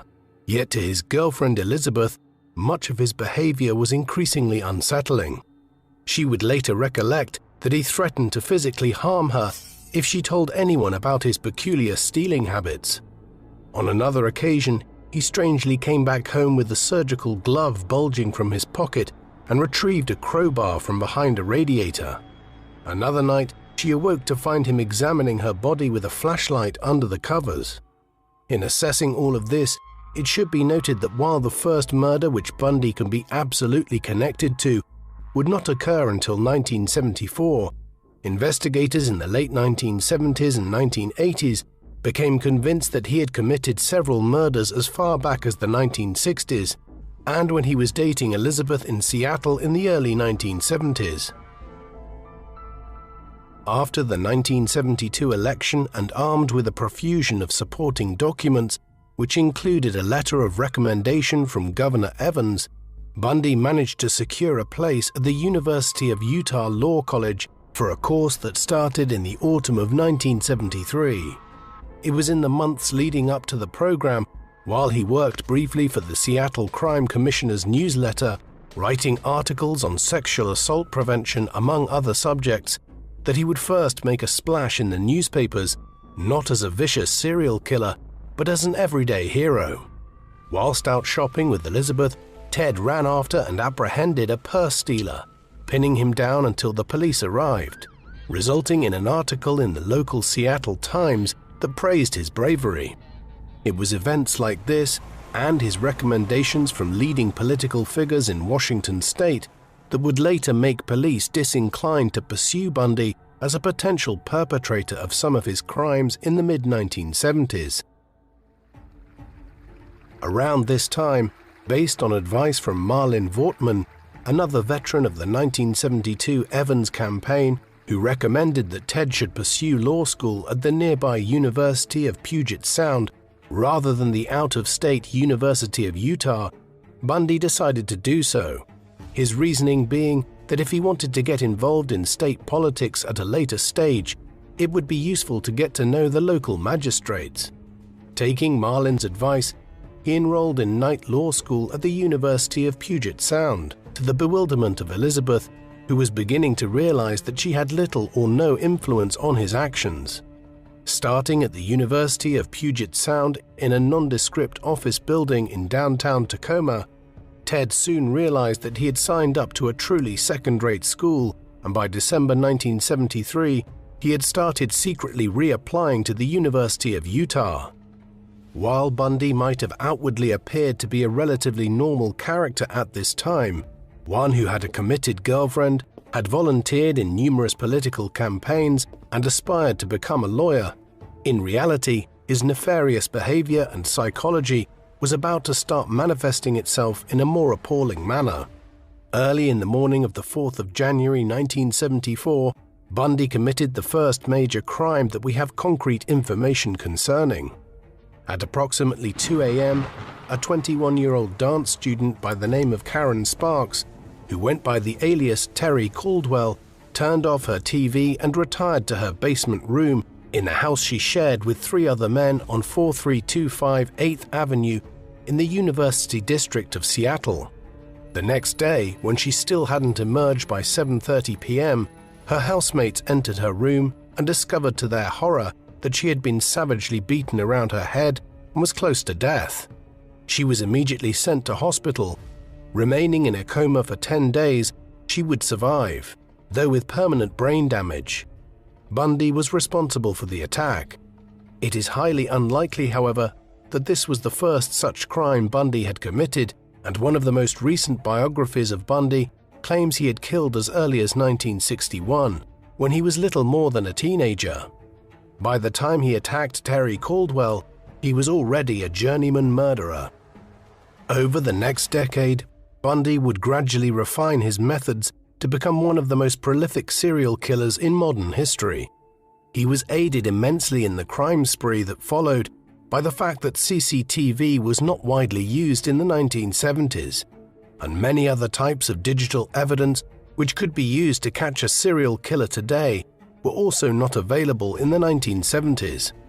DNA evidence, one of the best methods of catching murderers today, would not enter widespread use in law enforcement until the 1990s.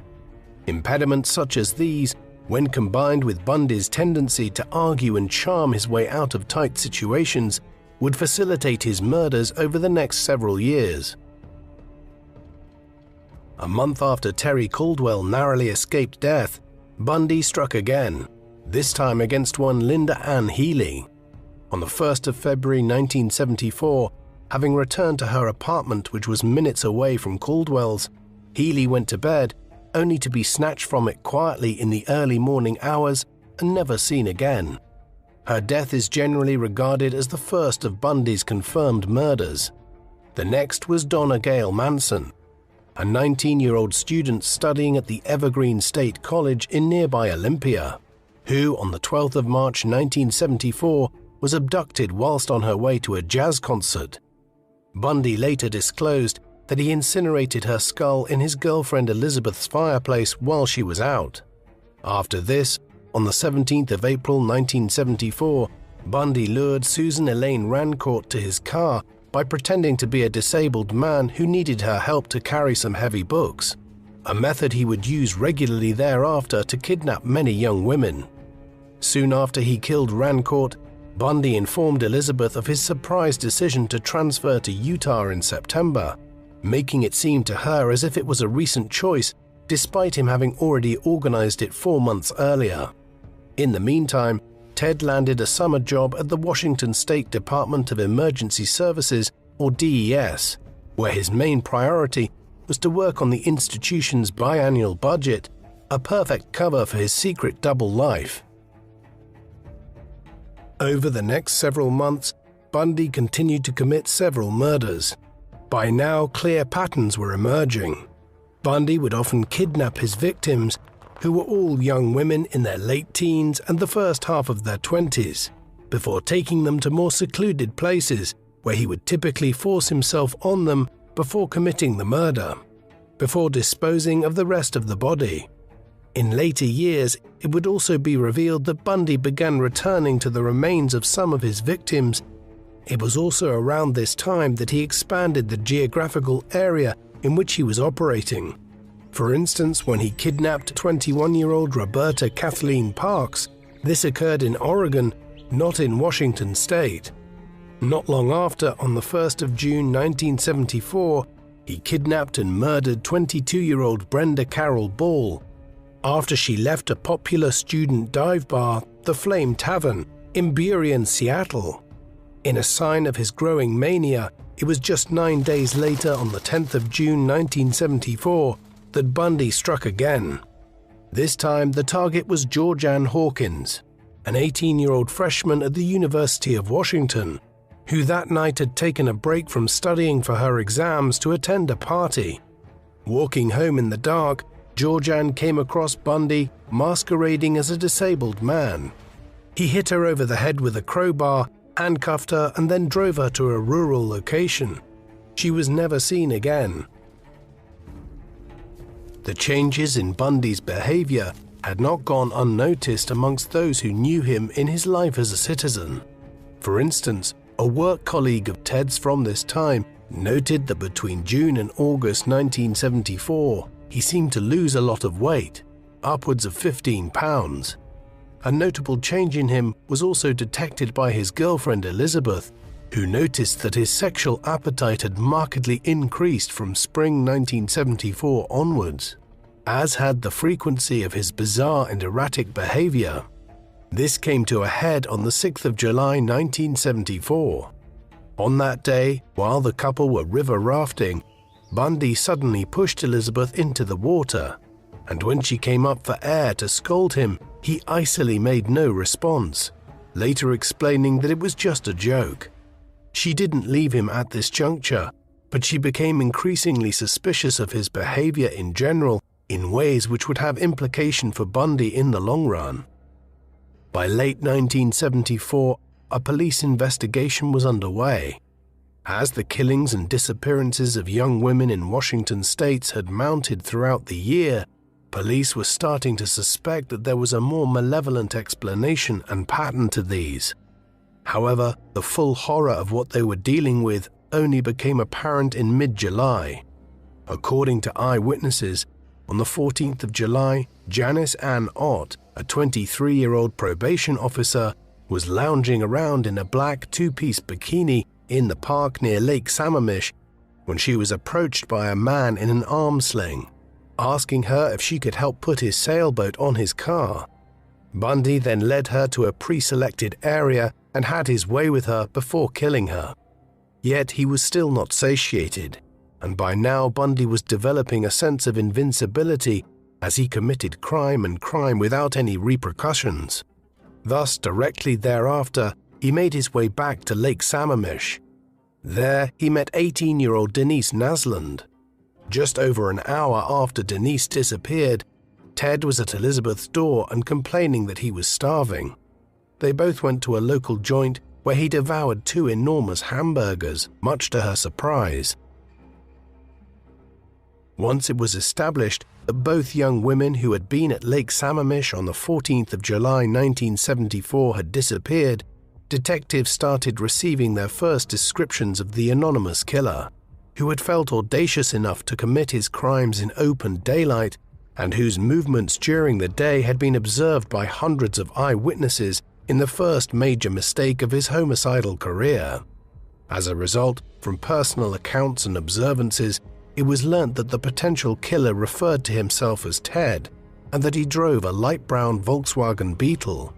The published sketches were alarming for Elizabeth, who couldn't help but notice Ted's familiar jawline and equally couldn't ignore the fact that the depicted monster was known to drive the same car as her boyfriend. On the other hand, there were also many discrepancies that made her downplay her suspicions. Yet these would only re-emerge in the months before his departure, when she discovered a hatchet in his car and noticed that he had shaved his hair extremely short. Nevertheless, she still wasn't fully convinced, and so when Ted left for Utah in September, days before the decaying remains of Janice Ott and Denise Naslund were discovered, she embraced and kissed him before he left. Traveling down to Salt Lake City and by himself at last, the Grim Reaper wasted no time satisfying his carnal cravings, and once he got to his destination, Ted Bundy was noticeably absent from his classes for 6 weeks, while he familiarized himself with the local area. A new killing frenzy started on the 2nd of October 1974, when 16-year-old cheerleader Nancy Wilcox was picked up by Bundy in the small city of Holiday, Utah, and never seen again.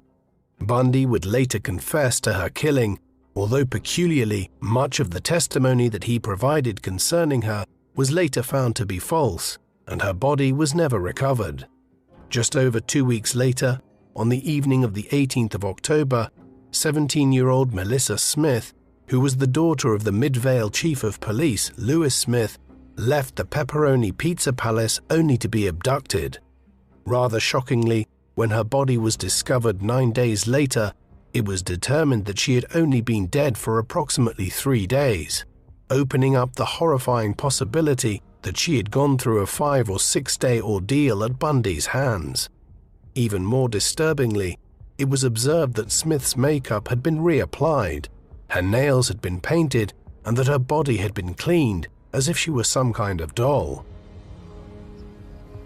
As the news of these disappearances proliferated around the state, parents Jim and Shirley Aim of Salem, Utah, took the opportunity to remind their carefree 17-year-old daughter Laura of the dangers of hitchhiking, but she shrugged off their warnings. It would prove to be a fatal miscalculation, for on Halloween night 1974, after leaving a party at about midnight, she would come face to face with Bundy when she stuck her thumb out on Highway 89 looking for a ride into the city of Lehi. By now, Bundy was feeling unstoppable, so there was no reason for him to suspect that his next catch would get away from him. On the evening of Friday the 8th of November, whilst shopping for a gift at Fashion Palace Mall, 18-year-old Carol Daronch was approached by a handsome man with a mustache who introduced himself as Officer Roseland.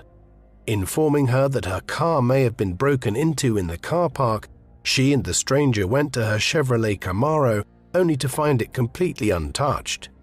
Bundy then requested she jump into his Volkswagen Beetle so that they could go to the Murray Police Headquarters, which she did after he briefly flashed what she thought was police identification.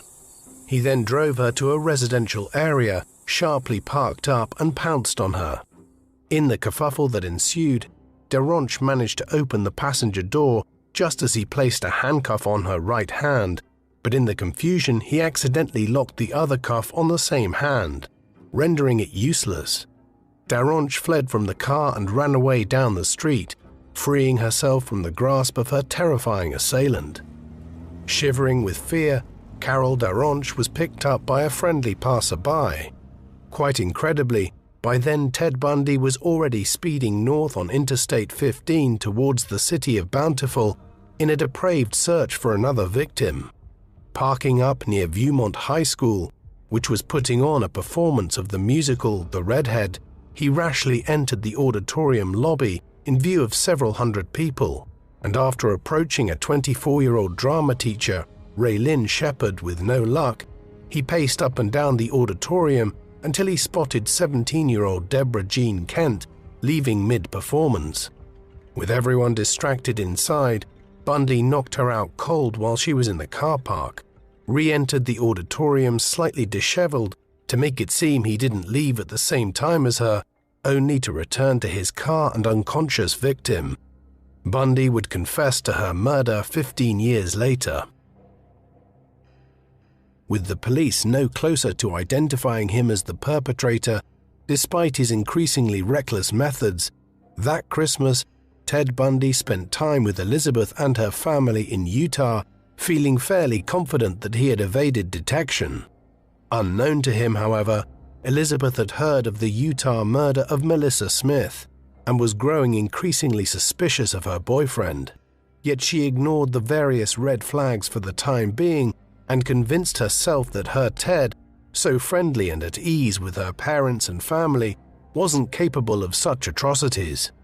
At the beginning of 1975, with the manhunt in Utah making it far too risky for him to operate there, Ted changed his hunting ground to the ski resorts of neighboring Colorado, while also turning up to his law classes in Utah in order to provide some future alibis if needed. On the 12th of January 1975, just 12 months after his murderous campaign had first commenced, 24-year-old Karen Campbell took the elevator to the second floor of the Wildwood Inn in Snowmass Village in Colorado in order to retrieve a magazine. It is thought that Bundy took advantage of the massive amounts of steam rising from the outdoor pool to conceal the moment he approached her as she walked the short distance to her room, which she never reached. Her body was found a month later. After the Campbell murder, Bundy took a brief trip back to see Elizabeth in Washington state, whose suspicions about him temporarily subsided. Nevertheless, when he returned to Utah, the creeping doubts set in again, prompting her to make calls to the Salt Lake County Sheriff's Office expressing her concerns. Yet the detective on the other end assured her that they had already checked out Ted Bundy and found nothing to suggest he was a plausible suspect. This was despite the fact that in the first months of 1975, the bodies of many of Bundy's victims, who were just listed as missing up to that point, were discovered, potentially expanding the range of evidence available to investigators and clearly confirming that there was a serial killer on the loose, operating not just in Washington state, but in Utah and Colorado as well. After his return to law school in Utah, Bundy focused his activities on the small town of Vail, Colorado. One night there, he dressed up as a disabled man with crutches, his by now common method, and went looking for a victim. It wasn't long before he spotted 26-year-old Julie Cunningham strolling to a nearby tavern and asked her to assist him with getting to his car. She obliged a person who she thought was relatively harmless, only to quickly realize he wasn't. After hitting her over the head, handcuffing her and driving to a secluded location, Bundy choked her until she passed out, purposefully leaving the passenger door open so that when she woke up, she would think she could escape. When she did, Cunningham made a run for it, just like he wanted. He was simply toying with her. After letting her go for a short distance, he chased her down and added her to the list of his victims. A couple of weeks later, in early April 1975, 24-year-old Denise Oliverson met her end in Grand Junction, Colorado at Bundy's hands. He dumped her body in the Colorado River before heading back to Utah to send Elizabeth flowers for her 30th birthday. Worse, if that was possible, was to follow.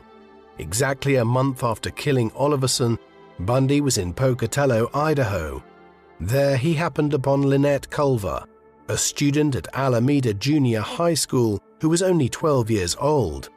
He lured her into his car and they drove back to his room at the Holiday Inn. Culver's body would never be recovered, and for many years the official status of her case was that she was missing.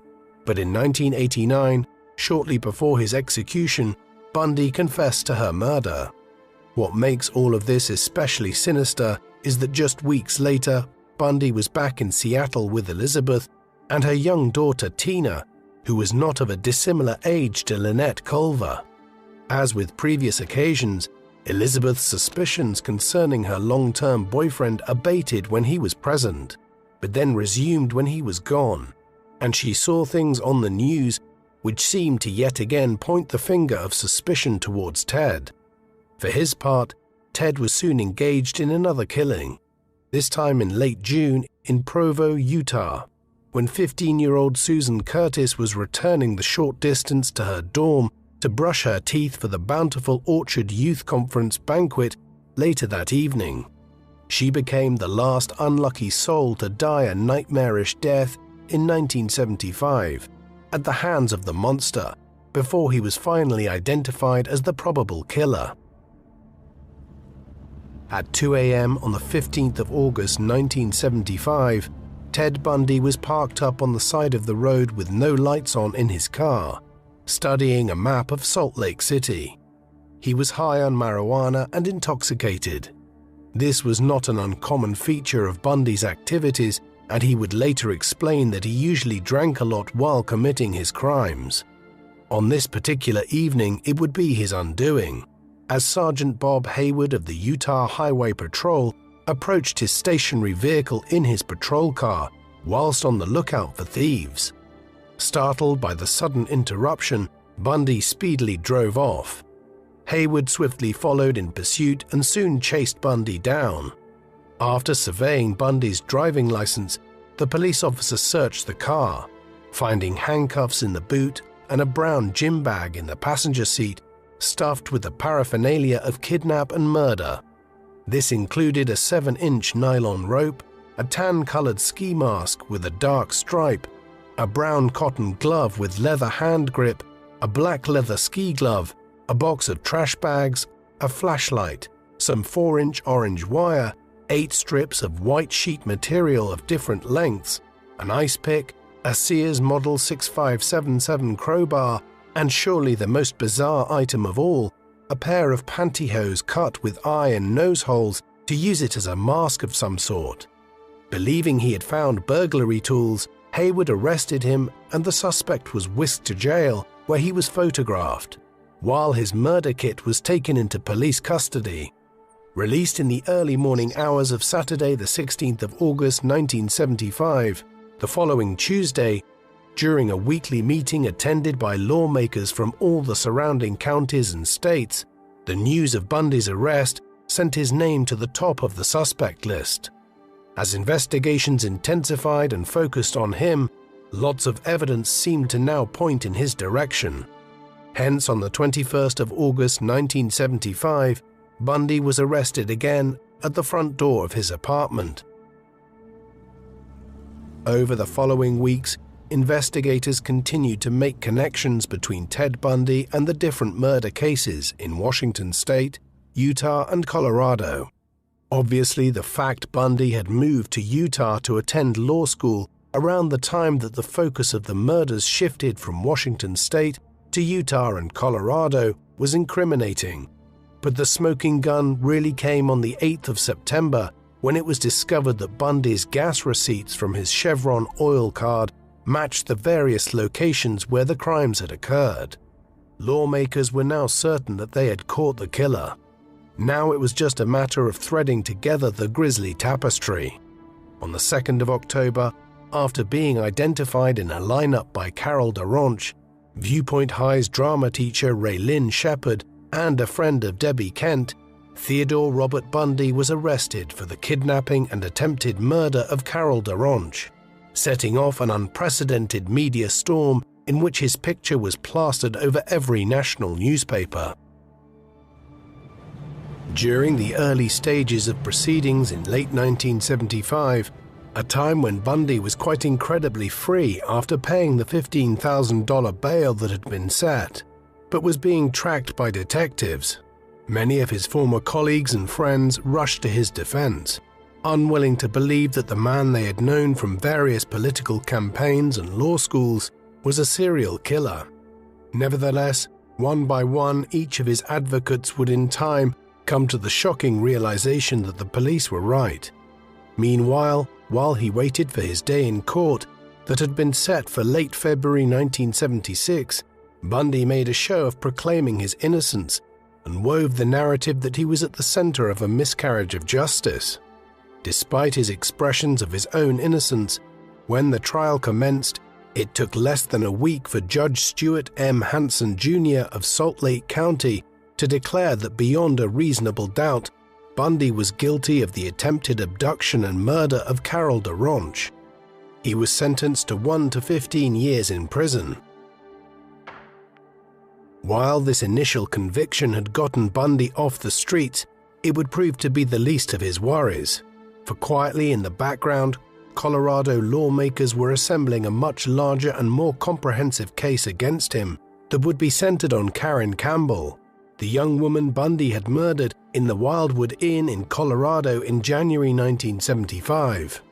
Having procured eyewitness testimony that placed him in the Wildwood Inn, and having also presented Bundy with the gas receipt he had signed and received at the nearby gas station on the day Campbell vanished, on the morning of the 28th of January 1977, Bundy was charged in Salt Lake County Prison with Campbell's murder.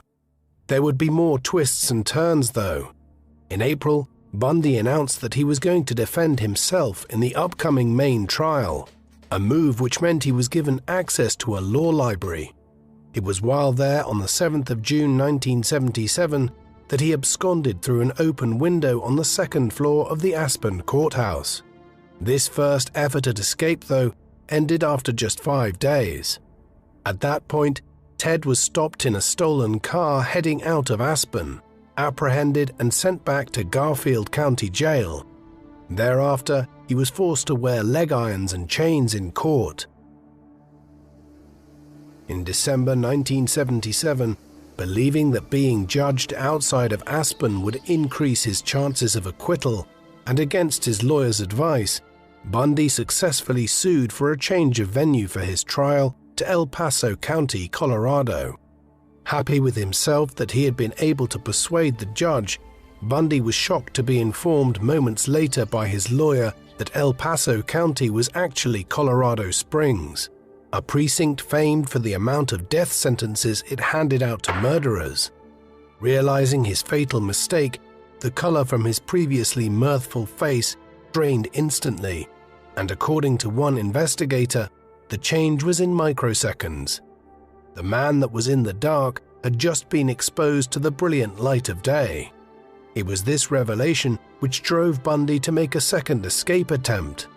On the 30th of December 1977, using books and clothes to simulate a person lying on his bunk, and with more than $700 of legal donations stuffed in his pockets, he struggled into the crawl space above his cell, broke into the chief jailer's empty apartment above, took some of his clothes and walked out of the front door to freedom. This second escape attempt was initially more successful than the first. Days later, Bundy was on his way across the country to Tallahassee, Florida, via a plane and several stolen vehicles. Taking an upstairs room at 409 West College Avenue and going by the name of Chris Hagen, he initially decided that he was going to get a normal job and to refrain from further acts of violence. However, the all-too-familiar violent urges soon emerged, and by mid-January 1978, he was visiting student nightclubs in Tallahassee. This eventually led him to the Chi Omega sorority house, where, after grabbing a wooden log from a woodpile and driven by animal rage, he first snuck into Margaret Bowman's room and quietly bludgeoned and strangled her, before moving shark-like into Lisa Levy's room, where she was beaten and choked as she slept. In a fit of uncontrollable madness, he had also bitten her as she lay dying, leaving behind an incriminating indentation of his teeth marks.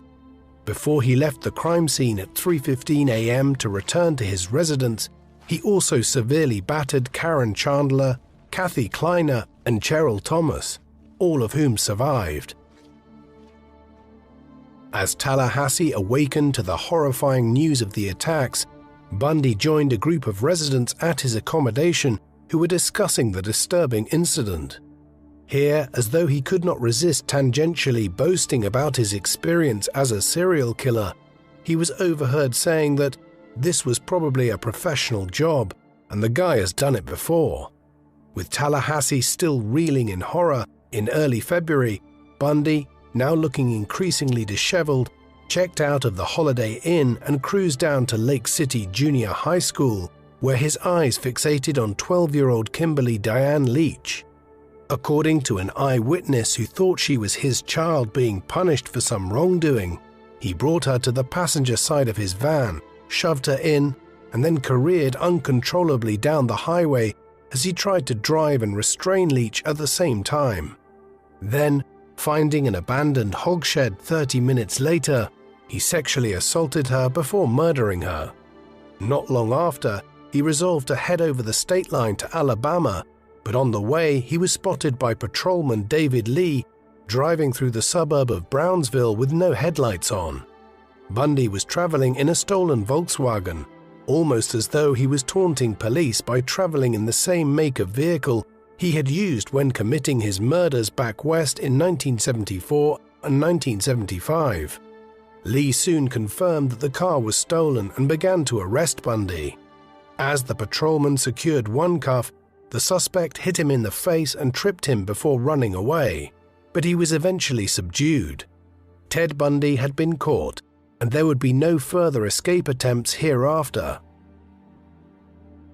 One of the first things that Bundy did while in custody was to phone up Elizabeth Kendall.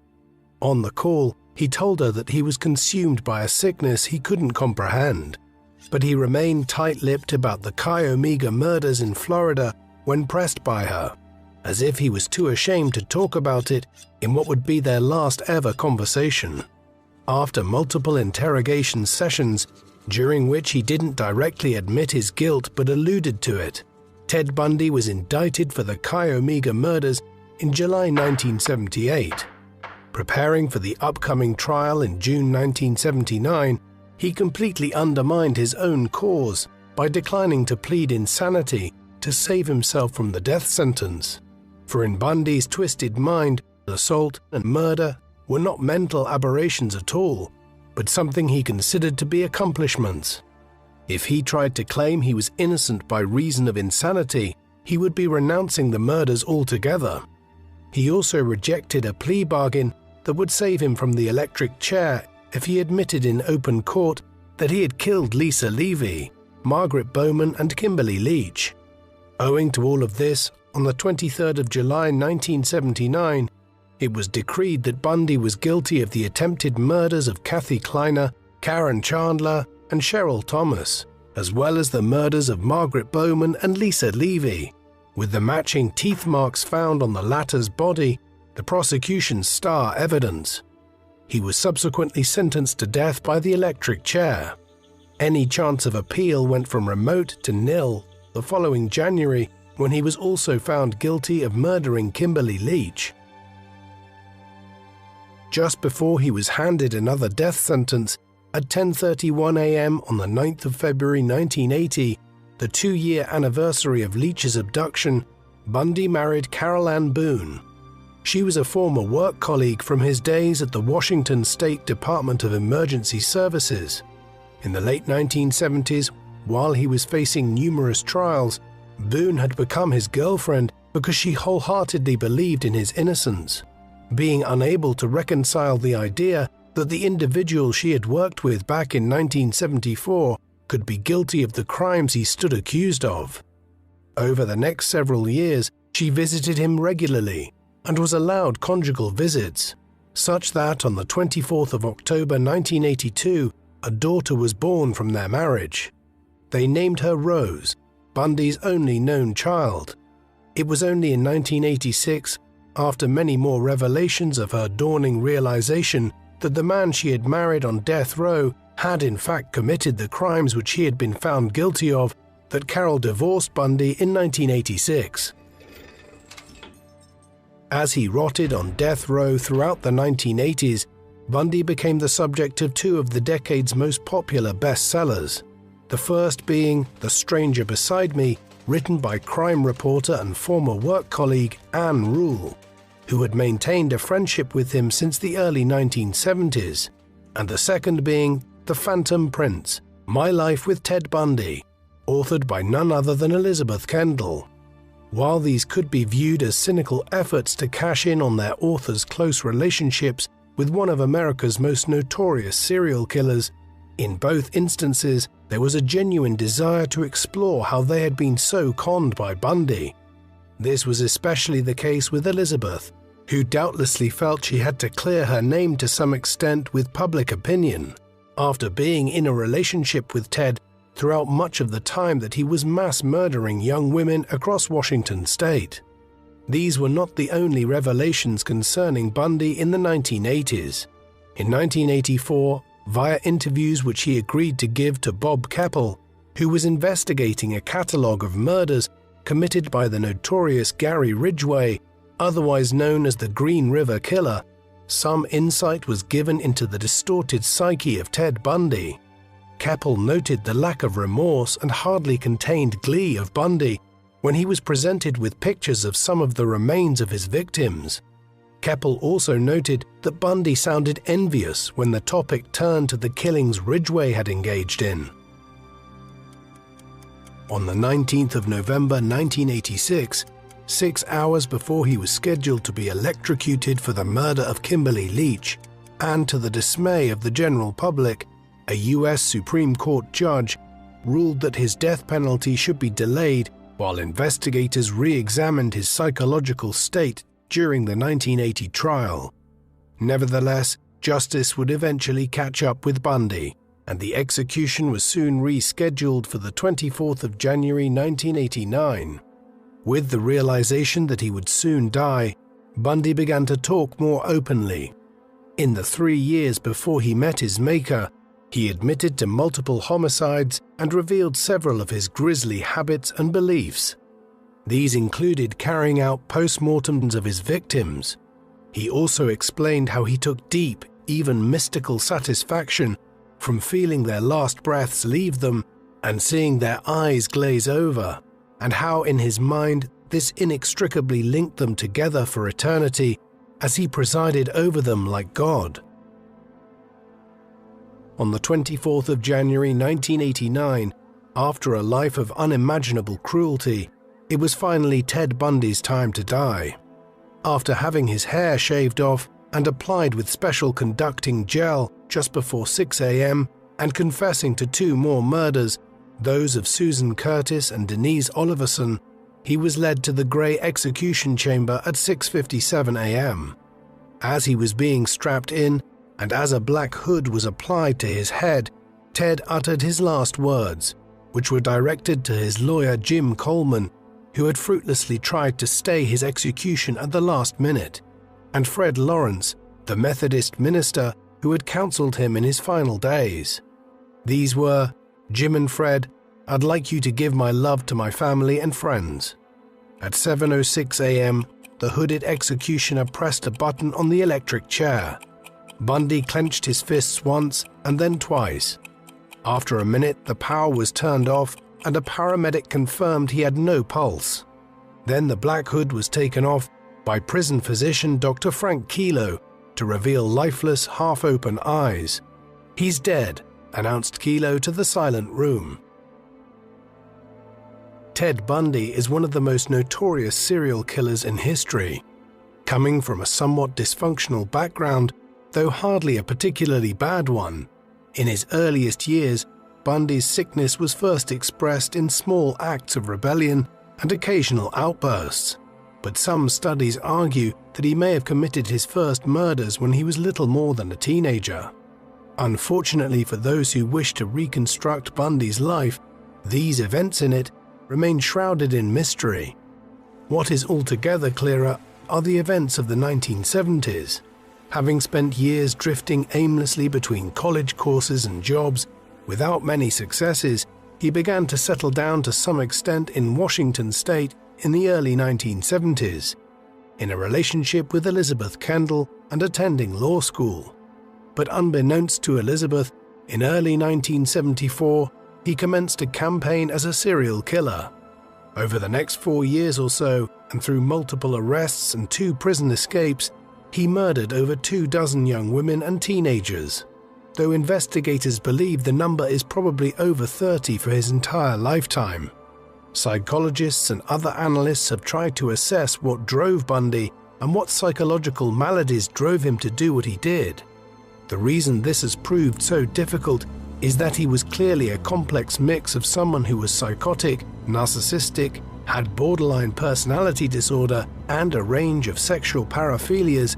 All of this combined in Bundy in an immensely toxic way, with the fact that he was capable of living a double life in which he appeared relatively normal to those around him, including his long-term girlfriend, but in reality was mass murdering people by night. Even when he came close to being caught on several occasions, he charmed his way out of the situation. Incredibly, on nearly every occasion that he was arrested, whether originally in 1975 or following his escapes from prison, it was actually bad driving that was his undoing. Thankfully, with the advent of DNA evidence and other technological developments over the past half-century, it is highly unlikely that anyone could ever engage in the activity which Bundy did in the 1970s and get away with it for as long as he did. What do you think of Ted Bundy? Do you think he was the most horrific serial killer to have ever lived? Please let us know in the comment section. And in the meantime, thank you very much for watching.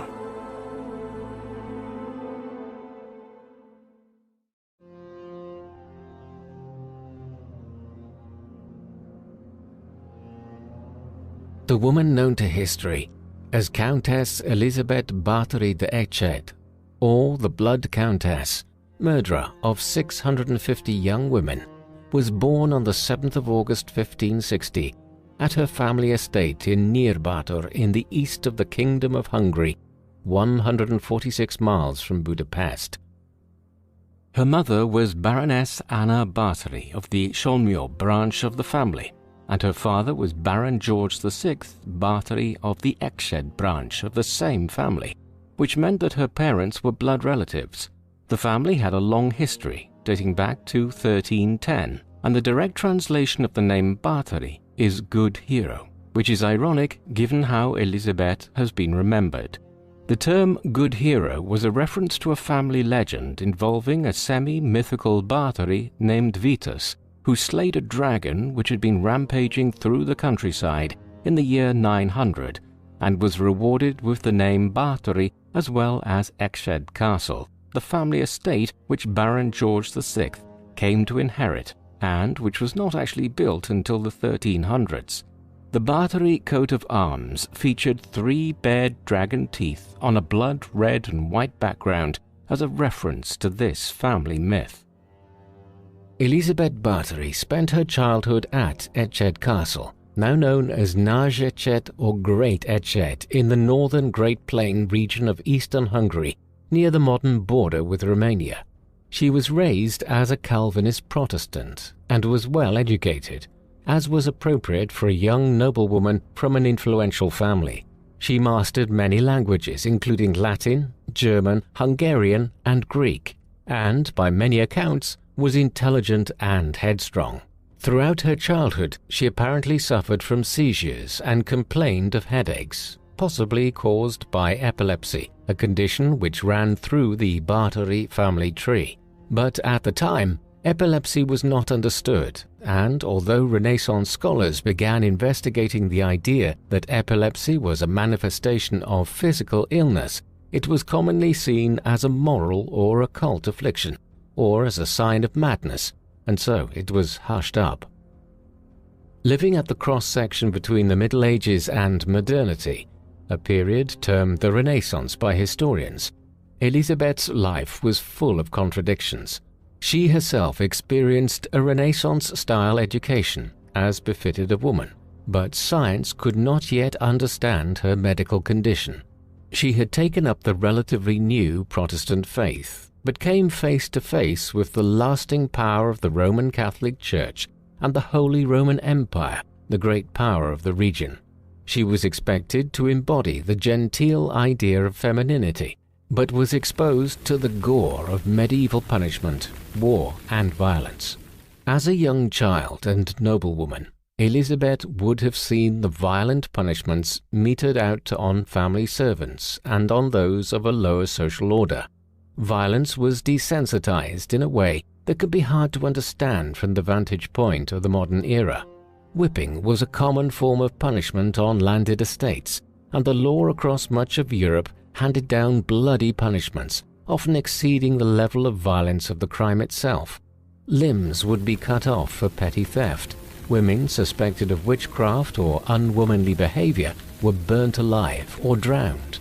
And treason, the most serious of all crimes, was punished through grotesquely inventive methods of torture intended to kill and cause maximum pain. Only a few decades before Elizabeth's birth, a peasants' revolt in 1514 was brutally suppressed, and its leader, Jurgen was forced to sit on a burning throne wearing a heated iron crown, watching the chopping up of his younger brother, enduring hot pliers being forced into his skin, and finally having his skin eaten by the other rebels who faced a brutal death if they refused, before he finally died. For lesser crimes, however, punishments were decided at a local level, often by the landlord, meaning that Elizabeth and her family were both responsible for and exposed to the violence of medieval punishments. The Bartari family was very prominent and powerful in 16th and 17th century Hungary and Poland, as well as her baron and baroness parents. Elizabeth's uncle on her father's side, Andrew Bonaventura Bartari, was the voivoda, the highest-ranking official of Transylvania, as well as Chief Justice of Hungary. And her uncle on her mother's side, Stefan Bartari, married the Queen of Poland, becoming the famous Polish king Stefan Bartari in 1575, adding to his titles of Grand Duke of Lithuania, of the Polish-Lithuanian Commonwealth, and Prince of Transylvania.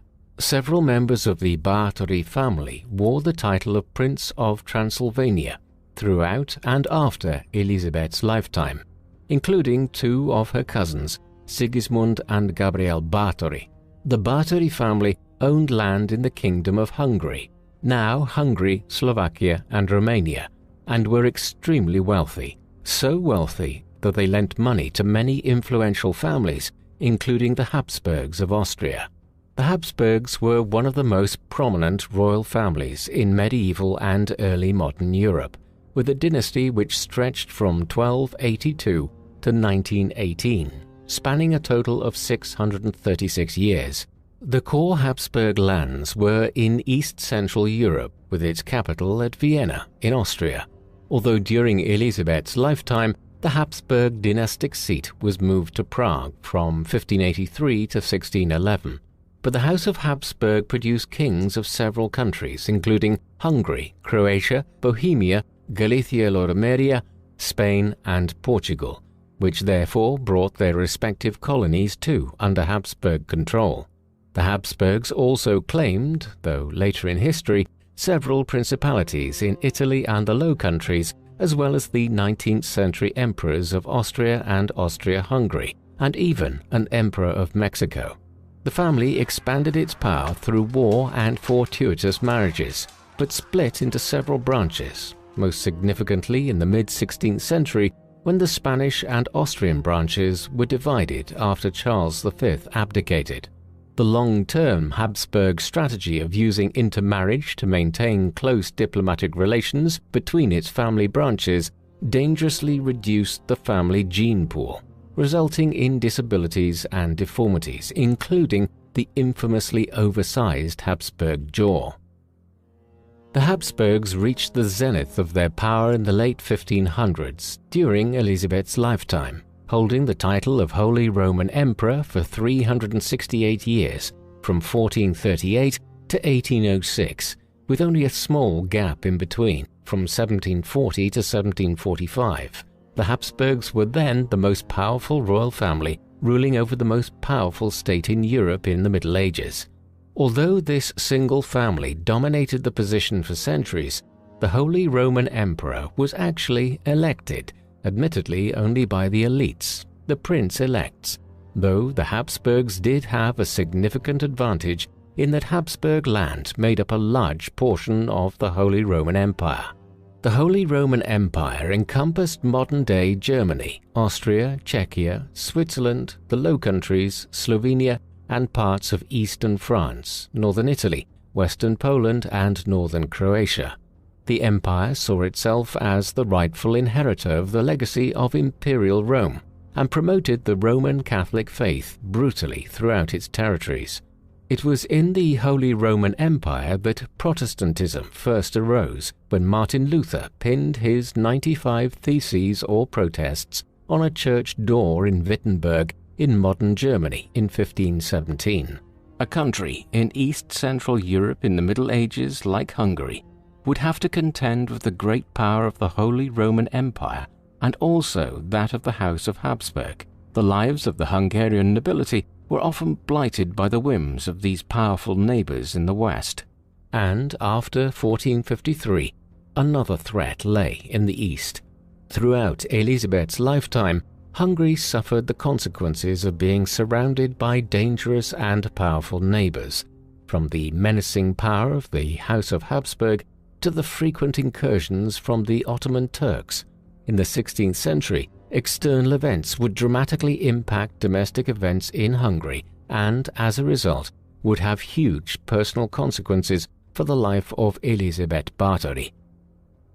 In 1490, Hungarian King Matthias Corvinus, a Renaissance king who was known as Matthias the Just, died, and Hungary was left in decline. In 1453, the Turks had taken Constantinople, bringing an end to the Byzantine or Eastern Roman Empire, protector of the Orthodox Catholic faith, and the whole region around the Balkans had been left shaken. King Matthias had created a mercenary army known as the Black Army to keep Hungary strong during a period of huge uncertainty and tension, but his death brought the progress achieved under his reign to an abrupt end.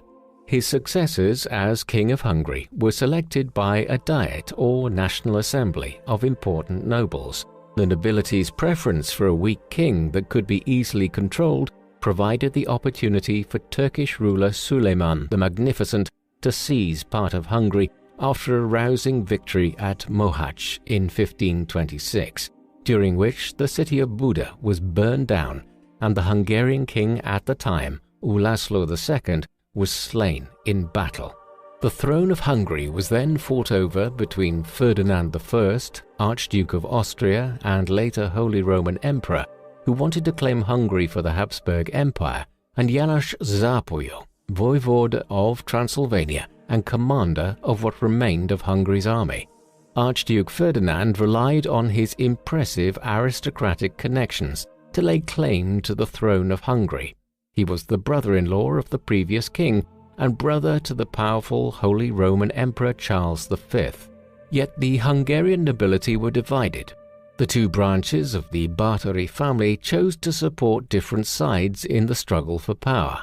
The Somlyó Báthories that formed Elizabeth's maternal line supported János, the voivode, while the Ecsed Báthories of Elizabeth's father backed the Habsburg Archduke in the hopes of support against the Turks, whom Hungary had been attempting to hold back for over a century.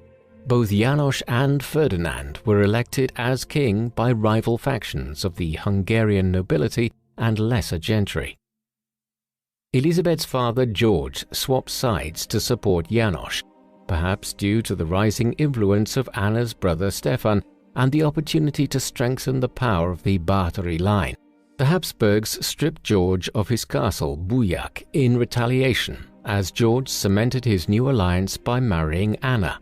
The two sides of the Báthory family were now united, but the anger of the Habsburgs at this betrayal was to be long-lasting. János ruled Hungary through a turbulent period of peasant uprisings, the capture of Buda, and seizure of Western Hungary by Archduke Ferdinand and an ill-fated alliance with the Turks.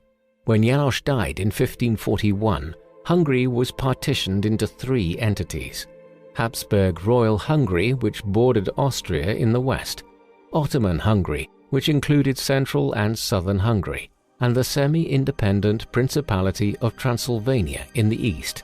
Elizabeth Báthory was born in the Principality of Transylvania, where elected Hungarian princes ruled often as vassals under either the Ottoman Sultan or the Habsburgs, and her life was greatly impacted by both military conflicts against the Turks and by the machinations of the Habsburgs, who continued to rule part and later all of Hungary until 1918. Transylvania, where much of the Báthory family's power was based, prospered despite the tumultuous conditions. The princes of Transylvania had their power guaranteed by a constitution and were seen as representatives of the 3 historic nations: the Hungarians, Saxons, and Hungarian-speaking Tsekles. Although trapped between the Muslim Turks and Catholic Habsburgs, Transylvania was also spared the religious strife common in the period, as the country's princes often promoted religious tolerance. The nobility and many of its princes, though notably not Elizabeth's uncle, Prince of Transylvania Stefan Báthory, who was Roman Catholic, were Calvinist Protestants, and Protestantism flourished in Transylvania. The Edict of Torda in 1568 gave religious freedom to the Roman Catholic, Lutheran, Calvinist and Unitarian churches, though the Romanian or Vlach nation and its Greek Orthodox faith were excluded. This edict represented the first legal guarantee of religious freedom in Christian Europe. The royal house of Báthory officially came to power in 1571, when the first Báthory, Stefan, ruled as voivoda, then as prince in 1576, under first Ottoman and then Habsburg suzerainty. It was during the Báthory reign that the Principality of Transylvania became a semi-independent state, with relative independence outside of foreign affairs, which were controlled by its powerful neighbours. Under Sigismund Báthory, who served as Prince of Transylvania several times between 1586 and 1602, it entered the long Turkish War from 1593 to 1606, another stage of the 2-century-long struggle known as the Ottoman-Habsburg War, which lasted from 1526 to 1791.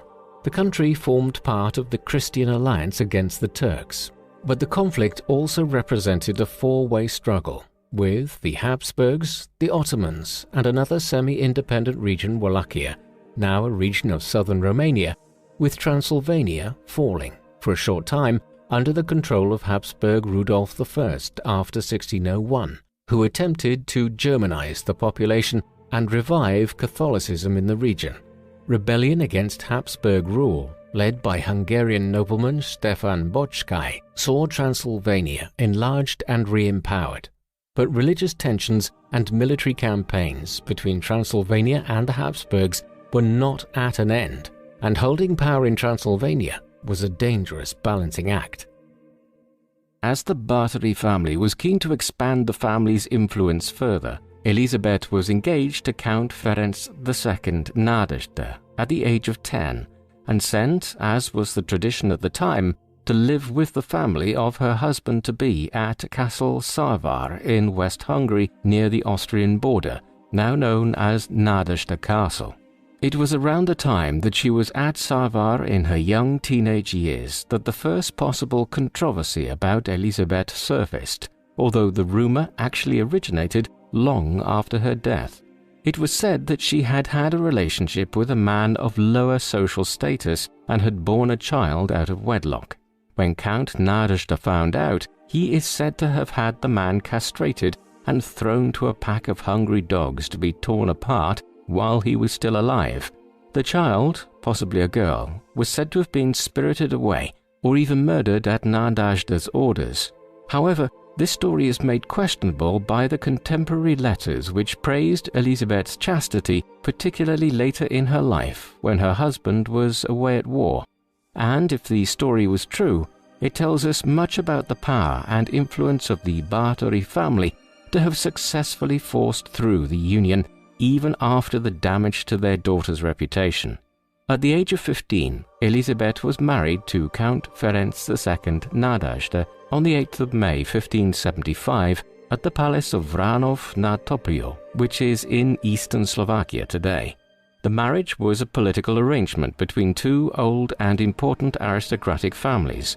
The importance of Elizabeth's own family is shown by the fact that she kept her own surname Báthory de Ecsed rather than becoming a Nádažda. The Count and Elizabeth had several children, and it is commonly understood that many of her children died before reaching adulthood and that only 2 daughters and a son reached maturity: Anna, Katalin, and Paul. Elizabeth's children were raised, as she herself had been, by a governess, and there was a good reason for this. Elizabeth spent much of her married life managing her husband's estate as well as her own while he was away as a commander of Hungarian troops in the Ottoman Habsburg Wars, a war that Transylvania had again become involved in when it renounced its vassalship to the Ottomans in a bid for full independence. As her husband left in 1578 and did not return for several years, Elizabeth took on the full management of her husband's business affairs and their estates, and historical records have shown that Elizabeth was generally very successful at this. Her tasks involved defending her husband's estates, which were on the route to Vienna, an important Habsburg city, even though it was not at that time the dynastic seat, providing medical care across the region and intervening on the behalf of destitute women who had lost their husbands and therefore their financial security in the war. Assessing the relations between landlords, their tenants, and the local people can be difficult, but surveying surviving letters of complaint and petitions is often the best way to determine how vassals and local people felt about their landlords. These written documents were the main form of complaint when grievances arose, whether from petty theft or something more serious, such as accusations of bodily harm. However, no letters of complaint, neither hinting at the torture she supposedly subjected local girls to, nor over minor grievances like the cost of the manorial taxes paid to the Báthories, have survived from this period, which could suggest that Elizabeth's tenants and the local people were content with her rule. While away fighting in the Ottoman Habsburg War, Count Nádažda built a reputation for effective command and fearless bravery, assisting in the seizure of several Ottoman-held castles, including Esztergom on the hilly banks of the Danube northwest of Budapest in 1595. He was also known for his fierce cruelty to Ottoman prisoners of war, with some stories outlining his grotesque defilement of the corpses of those who had died under torture, including playing catch with their decapitated heads, though the poor and violent treatment of captured enemy combatants, particularly non-Christians, was commonplace at this time. Upon his return from the war, it is said that Nádaždi taught Elizabeth methods of torture he had perfected in his army days and advised her on dishing out inhumane punishments to their servants, including coating a young girl in honey and leaving her outside to be bitten by ants and putting lit oiled paper between her toes. Although undoubtedly inspired by her husband's bloodlust, the majority of the violent crimes for which Elizabeth was accused were committed later, after her husband's death. Stories of the way in which Elizabeth herself treated those who served her are perhaps not surprising, considering that relations between masters and servants at the time was so often fraught with violence. A tale of Elizabeth striking a servant for accidentally tugging at her hair with a brush is really not far out of the common way. And as a noble, Elizabeth legally had the right to do as she wished to the peasants under her rule. Even murdering a servant would only have resulted in a fine to allow financial compensation to be offered to the victim's family. Indeed, once charges were brought against Elizabeth, as we will soon discuss, it was her responsibility for the deaths of noble children, not violence against her servants or members of the lower social classes, which were seen as immoral crimes and formed the most serious of the charges. This is not to say, of course, that tales of Elizabeth's cruelty to her female servants were untrue. They are just difficult accusations to prove given the lack of evidence. Stories spread at the time saying that Elizabeth took pleasure in causing pain and had been delighted by her husband's gift of a black claw, reminiscent of the dragon which featured in her family's founding myth, which she strapped to her hand to claw at the skin of her victims. She apparently also enjoyed pushing needles under the nails of her poorest servant girls and responded to any signs of laziness or ineptitude with extreme violence, including breaking the arm of one such unlucky servant. As though to emphasize that a woman could not possibly commit such acts of evil alone, Elizabeth's connections were caught up in the rumors. There were unsubstantiated claims that she was taught about Satanism and witchcraft by family members at a young age. But it was not witchcraft, a common accusation against rebellious women at the time, which Elizabeth was to be charged with, but torture and murder. One woman in particular was said to have inspired Elizabeth's bloodlust. Anna Darvulia, known as Darvulia, had long been a servant of the Nadezhda family, but rose to a prominent position in 1601 as Elizabeth's confidant. It was said that Darvulia taught Elizabeth everything she knew about methods of inflicting pain and had instructed the other servants on how best to assist the Countess in her torture sessions. These servants later claimed that when Darvulia arrived, the lady herself became crueler and crueler. It was around this time, between the rise of Darvulia's influence and the slow decline of her husband's health in the early 1600s, that Elizabeth began luring young girls from the lesser gentry to join her gyneceum, or women's quarters. A gyneceum in the 1500s was not the same as the women's quarters of ancient Greece, where the term gyneceum originated from. In ancient times, women would live the majority of their married lives in private, their gyneceum providing them with a completely separate sphere from men, and a place for women of the household to gather together, complete chores and leisure activities, and learn important womanly crafts. In 16th century Hungary, the gyneceum was a place for the women of the household to gather, but often also included unmarried young women who came sometimes great distances to learn. In the women's quarters of influential noblewomen, girls and young women would learn courtly etiquette, be taught the dance steps they would need to prosper in court and attract a respectable husband, learn how to manage a grand household, and practice foreign languages, something which would have been especially important in Hungary, given that it was a country sandwiched between powerful neighbors, where illustrious matches would require fluency in at least German and Hungarian. Needlecraft, reading, playing musical instruments, games, and other leisure activities would also have been part of the daily routine for the women. Elizabeth, who had mastered at least 4 languages in her youth and had married a very respectable man, would have been seen as the ideal noblewoman to instruct these young women of the lesser gentry. But Elizabeth's gyneceum had another function. It was said that she had lured these young women to her castles to torture them. No longer satisfied with torturing her servants and running out of new victims in the local area, Elizabeth drew in the daughters of the lesser gentry with her status and promises of social advancement. Although it was certainly not out of the ordinary for an intelligent noblewoman like Elizabeth to take in and educate unmarried young women, what did raise suspicion were the numerous deaths which occurred amongst the young women in her care. Stories of cruelty, including starvation, began to spread, as strange injuries and disappearances plagued the gyneceum. After several of the young women there died, Elizabeth announced that a cholera outbreak had been to blame, but the number of bodies brought for burial in the local churchyard and the frequency with which the local priests were called made an investigation into the matter almost inevitable. However, while her husband was alive, Elizabeth was shielded from open criticism and accusations. Count Nadezhda died on the 4th of January 1604 after 29 years of marriage to Elizabeth. he had suffered from debilitating pain in his leg, perhaps caused by his wartime experiences, which left him permanently disabled in 1603, although the exact cause of his death is unknown.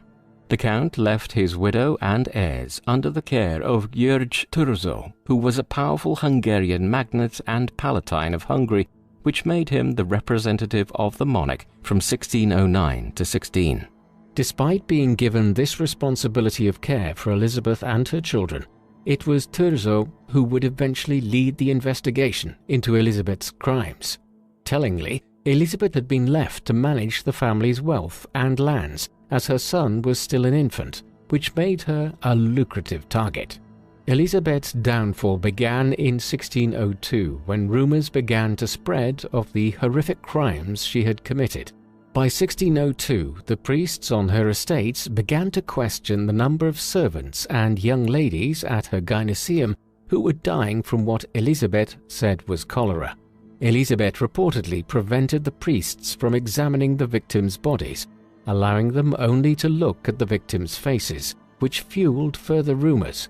Nadezhda's reputation and political connections had protected her before his death, and even after 1604, Elizabeth's own power and wealth kept her safe for a while.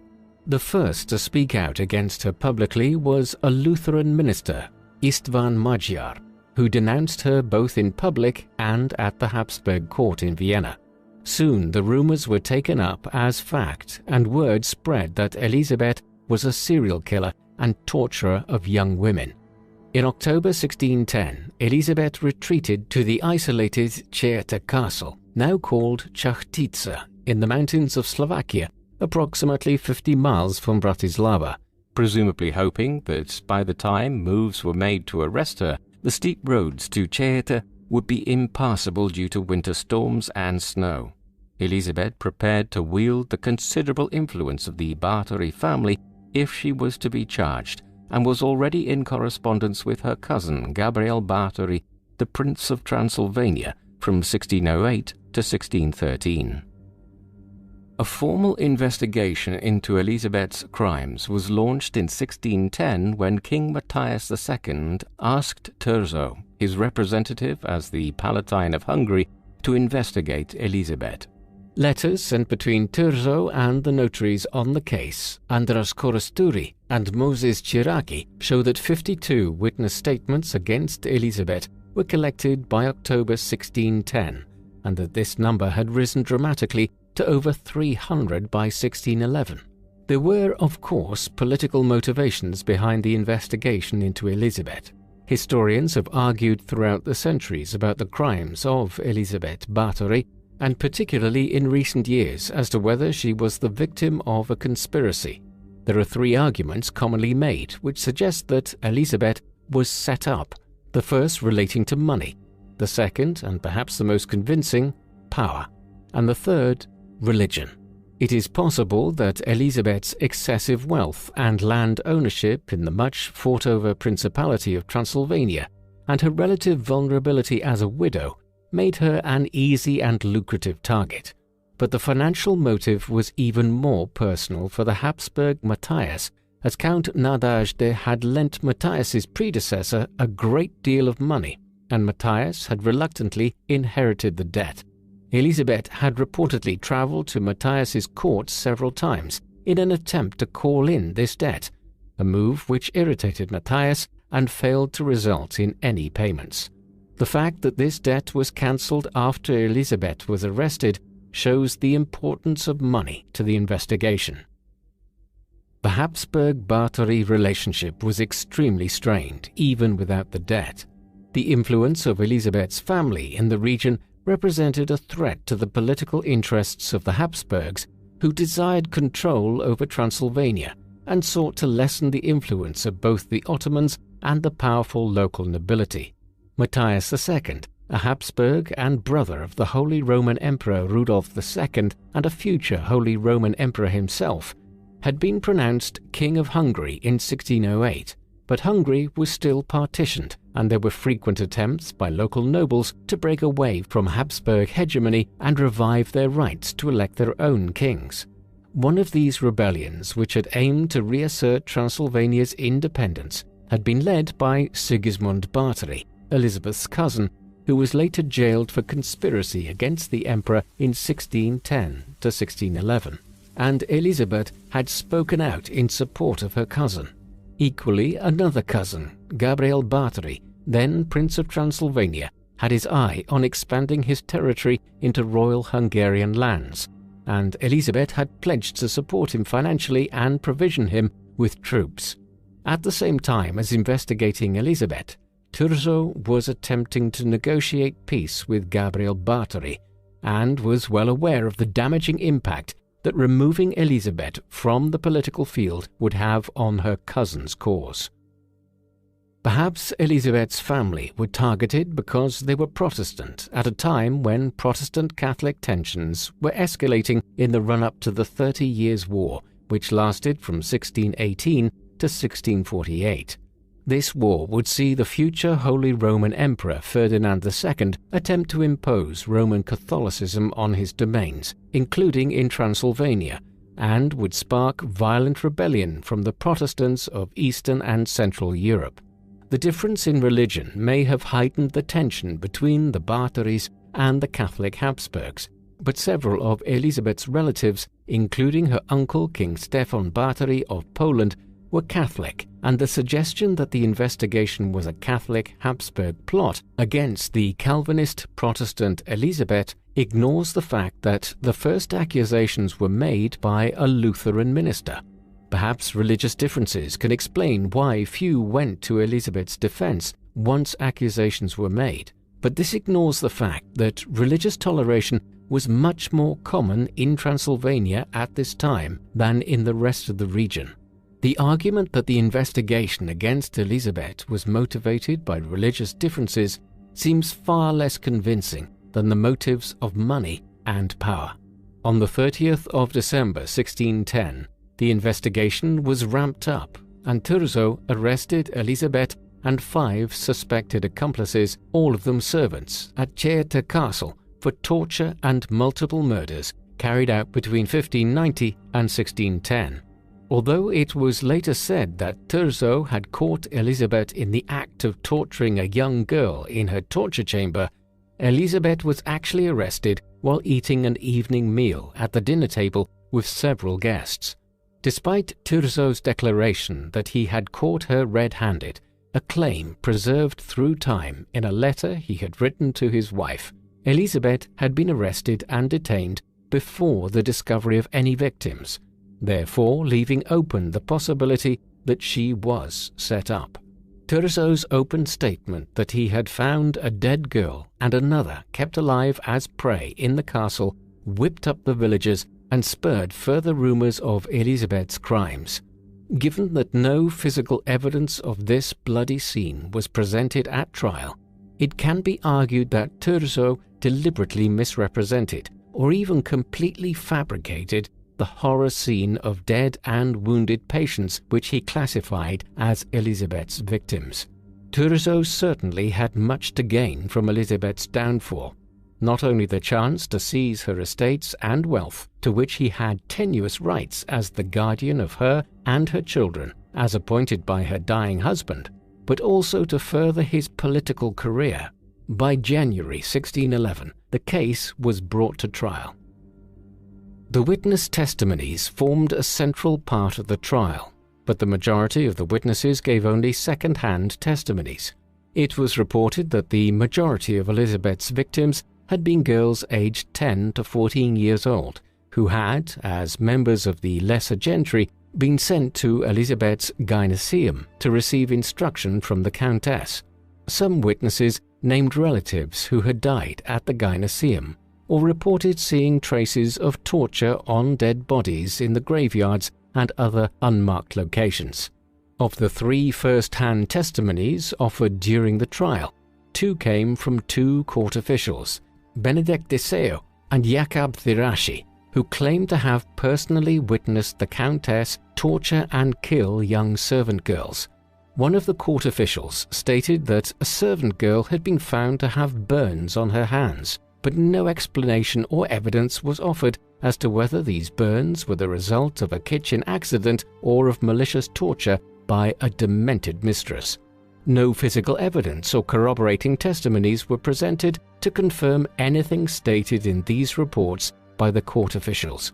The third first-hand testimony came from an injured girl apparently found at the scene named Anna, who testified that the Countess had hurt her and damaged her hand and arm. But the fact that she was later awarded 50 gold pieces, 15 pounds of wheat, and a small farm in Cieta, and had twice changed her story about how her arm had been hurt, casts doubt on her testimony. At the trial of Elizabeth's accomplices, it was reported that there had been 650 victims, but this statistic came solely from the testimony of a servant girl named Susanna, who claimed that court official Jakob Thirassi had seen the number in one of Elizabeth's private books, but could not confirm this herself. The book was never revealed to the court, and Thirassi himself did not mention it in his own testimony. The number of victims more commonly reported in the trial was between 50 and 60. Given that the majority of the evidence came from hearsay and that no physical evidence was presented, it can be hard to know whether Elizabeth was actually guilty of any or all of the crimes for which she was punished. Further confusion from the trial was caused by the testimonies of Elizabeth's servants and accomplices. Two servants, Ilona Yo, the former wet nurse for the Countess's children, and her friend Dorothea Sentes, confessed under torture to being accomplices in Elizabeth's crimes. However, these testimonies are invalid in modern eyes, as they were extracted under duress. Both women had their fingers torn out with a pair of red-hot pincers and were then buried alive. Another servant, János Oivari, was executed, though in a less painful manner due to his youth and most likely his gender, and his body joined that of Jo and Sentes on the pyre. A fourth servant, Erzi Majorova, who was denounced as a witch and apparently told Elizabeth to lure young noblewomen for torture when she ran out of local victims, was burnt alive after being recaptured following an escape attempt. And a fifth, Katarina Beniczka, an elderly washerwoman who was also an accomplice, was only given a life sentence in prison after it was proved that she had been abused by the other servant women. The sixth and more sinister figure said to have been involved in the torture and murders was Elizabeth's companion Anna Darvulia, or Darvolia, who had died before the arrests were made, but the other servants admitted under torture that it was Darvulia who had taught Elizabeth witchcraft and demonic methods of torture. Any kernel of truth to be found in these claims against Darvulia is hidden by the brutal tactics used to extract this information from the accused, and it seems likely that the other servants simply found the deceased Darvulia an easy target to blame. It was only later, during the torturous interrogations, that Elizabeth's servants began to blame the Countess herself for the horrific crimes. While her servants began pointing the finger of blame at her, Elizabeth aimed to clear her name by asking the mother of a deceased girl from her gynaeceum to make a statement that her daughter had died from natural causes. After her claims that cholera had killed the girls at her gynaeceum were rejected, she at first blamed one of the girls for killing the others, then openly blamed all unexplained deaths and injuries on her servants, claiming that their sadism was beyond her control because even she was afraid of them. Yet it was too late to stop the rumors that were swirling against her. The second-hand testimonies detailing the torture methods which Elizabeth used on the young women in her care sparked further rumors and gossip. Word went around that Elizabeth and her accomplices had used hot tongs, needles, and freezing water to harm the young girls and her own servants. It was said that Elizabeth took such pleasure from these tortures that she would use her teeth to tear away the skin of her victims and bathe in the blood of her young victims as a youth-enhancing beauty regime. It was said that as her crimes escalated, so too did the network which she used to facilitate them. As well as the servants implicated in Elizabeth's crimes, noble women such as Lady Anna Velica, Lady Judith Pogan, and Lady Schell were also accused of luring girls to Elizabeth's gynaeceum once her supply of local female servants had dried up. Elizabeth's youngest daughter, Kathleen, was also alleged to have participated in at least one torture session at Chester Castle, where it was rumoured that Elizabeth had installed a torture chamber in the dungeons. Yet, it was only the servants who were ever called to trial. Elizabeth herself was never called to trial, and although 2 trials had been held after her arrest to unpick her crimes and pass judgment on her accomplices, on the 2nd of January 1611 and 7th of January 1611, she was denied her rights as a noblewoman to attend court lawsuits and receive judgment.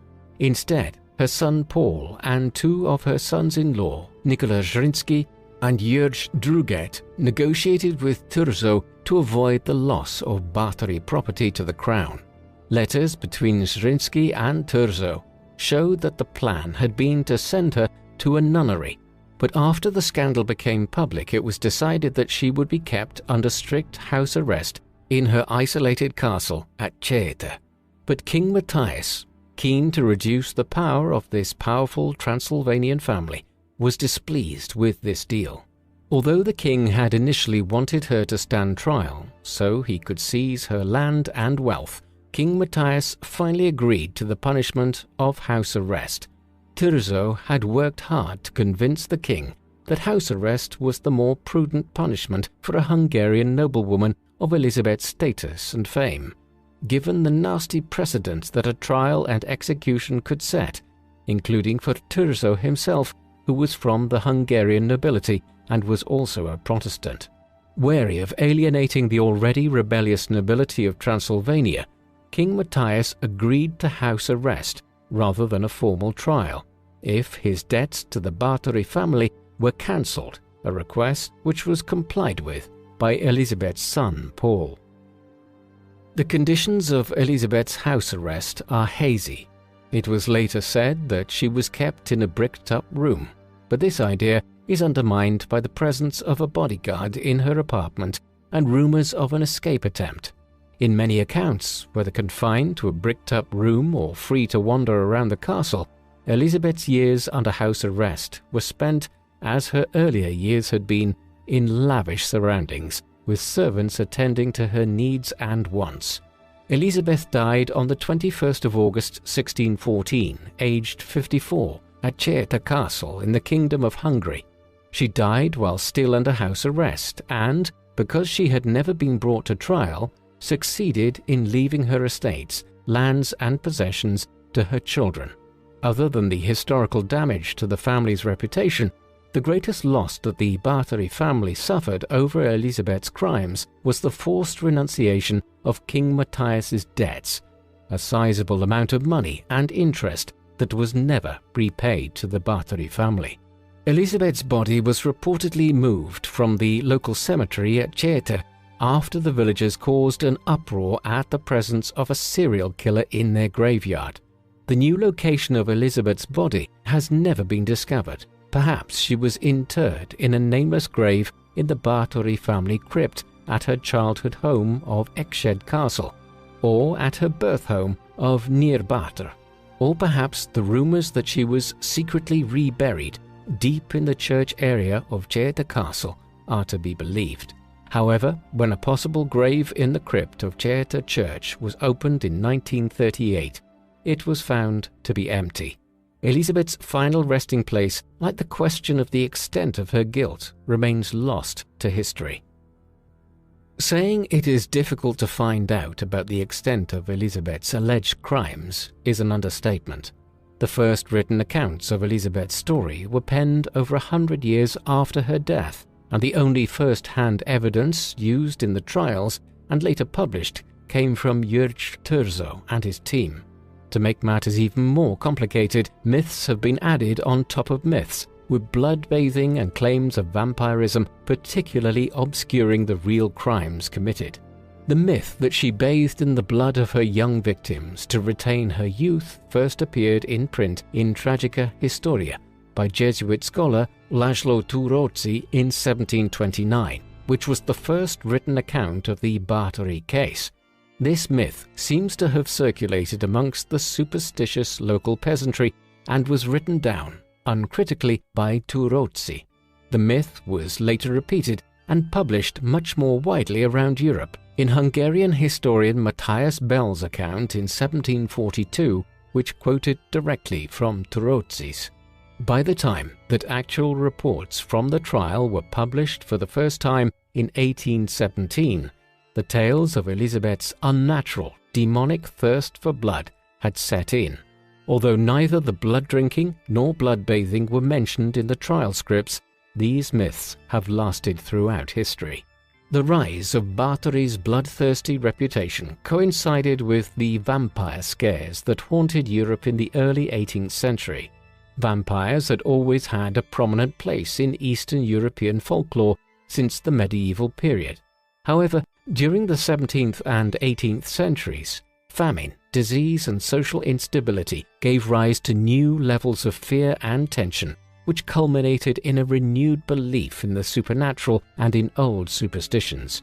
It may have been the age of reason, but the belief in vampires was so widespread that the Austro-Hungarian government undertook official reports on vampire outbreaks across Eastern Europe, and scholars wrote academic papers on the phenomenon.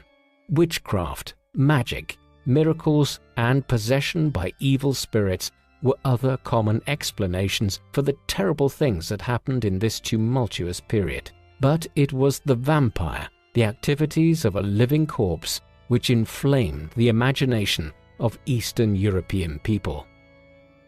The first vampires to transcend the world of oral folklore and appear in the pages of literary works appeared in 18th century poetry, and they soon became the central figures of Gothic fiction when John William Polidori published his The Vampire in 1819, a short story which had come from the contest between Polidori, Mary Shelley, Lord Byron and Percy Shelley, the same contest from which Mary Shelley's novel Frankenstein came.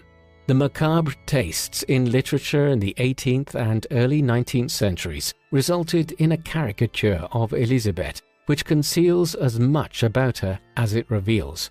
The focus on vampirism in retellings of her story has led to the sexualization and demonization of Elizabeth, from rumors of lesbianism to the determined tracing of satanic teachings through her family tree and acquaintances. Perhaps these stories of demonic cults and sinister connections originated from the common belief at the time that women were not capable of violence for its own sake. Or perhaps thinking of her as a supernatural and demonic monster was easier to palate than the realization that an ordinary woman might commit such crimes. As well as her gender, Elizabeth's class has certainly had an impact on the story of the Blood Countess. The idea of a noblewoman abusing her aristocratic power and literally draining the blood of the poor would have struck a powerful note with popular and national European movements at the time. The literary obsession with depicting Eastern European counts and countesses as bloodthirsty vampires in their Gothic, isolated castles is so commonplace that it has become a cliché.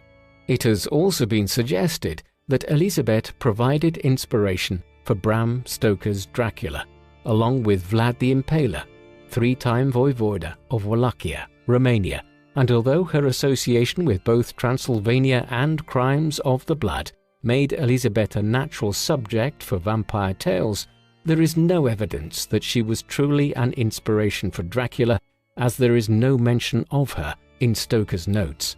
But her epithets, the Blood Countess and Countess Dracula, have determined her legend. The modern world seems determined to remember Elizabeth as the Bloody Countess. Numerous films have presented her as a vampiress-type character, from her appearance in Necropolis in 1970 to Blood Countess in 2015. And she was labelled by Guinness World Records in 2018 as the most prolific female murderer, despite the lack of physical evidence and reliance on hearsay. The gory, sensational, and often sexualized nature of Elizabeth's story has often outweighed the search for evidence. Her work as an educator of young girls, as a countess and supporter of war widows, and her own intellectual achievements have been hugely overshadowed by these rumors of barbarity that can never be proved or disproved. While it is certain that Elizabeth lived at a time when wealthy, powerful, and isolated women were targeted with accusations of witchcraft and demon worship, the extent of her supposed crimes seems almost too large to have been entirely made up. Assessing Elizabeth Bathory is a difficult task because much of what is known about her is based on rumor and hearsay. On the one hand, it seems likely that Elizabeth was caught up in a conspiracy. No physical evidence of torture or murder was presented at the trials, and Elizabeth herself never gave testimony. The trials relied heavily on hearsay evidence, and the investigation in the first place was ordered and carried out by two men with much to gain from Elizabeth's conviction. King Matthias II, who wanted his debts cleared and to increase his control over the semi-independent Transylvania, and Jurj Sturzo, who had his eye on Elizabeth's wealth and estates. Elizabeth's own story is overshadowed by the political motivations of those around her, and little is known about her beyond her supposed crimes. On the other hand, it seems incontrovertible that Elizabeth was unusually cruel to her servants, and that too many young daughters of the gentry died in her care to have been caused by accident or epidemic. Although the figure 650 is likely a gross exaggeration of the number of women killed by the Blood Countess, perhaps the real figure is closer to the 50 which was referenced more often in the trial, making Elizabeth a prolific serial killer, but not a mass murderer of epic proportions as she has sometimes been portrayed. The Blood Countess myths that grew up around Elizabeth have no doubt flourished more because she was from Transylvania than because she was actually a blood-drinking, blood-bathing, mass-murdering psychopath. But the answers to the questions of who the real Elizabeth Bathory was and how many people she actually tortured and killed will never be uncovered, as macabre rumors have long filled the gaps left by limited historical evidence. What do you think of Elizabeth Bathory, the Blood Countess?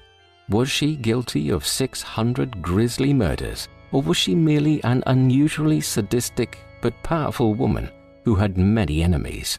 Please let us know in the comment section, and in the meantime, thank you very much.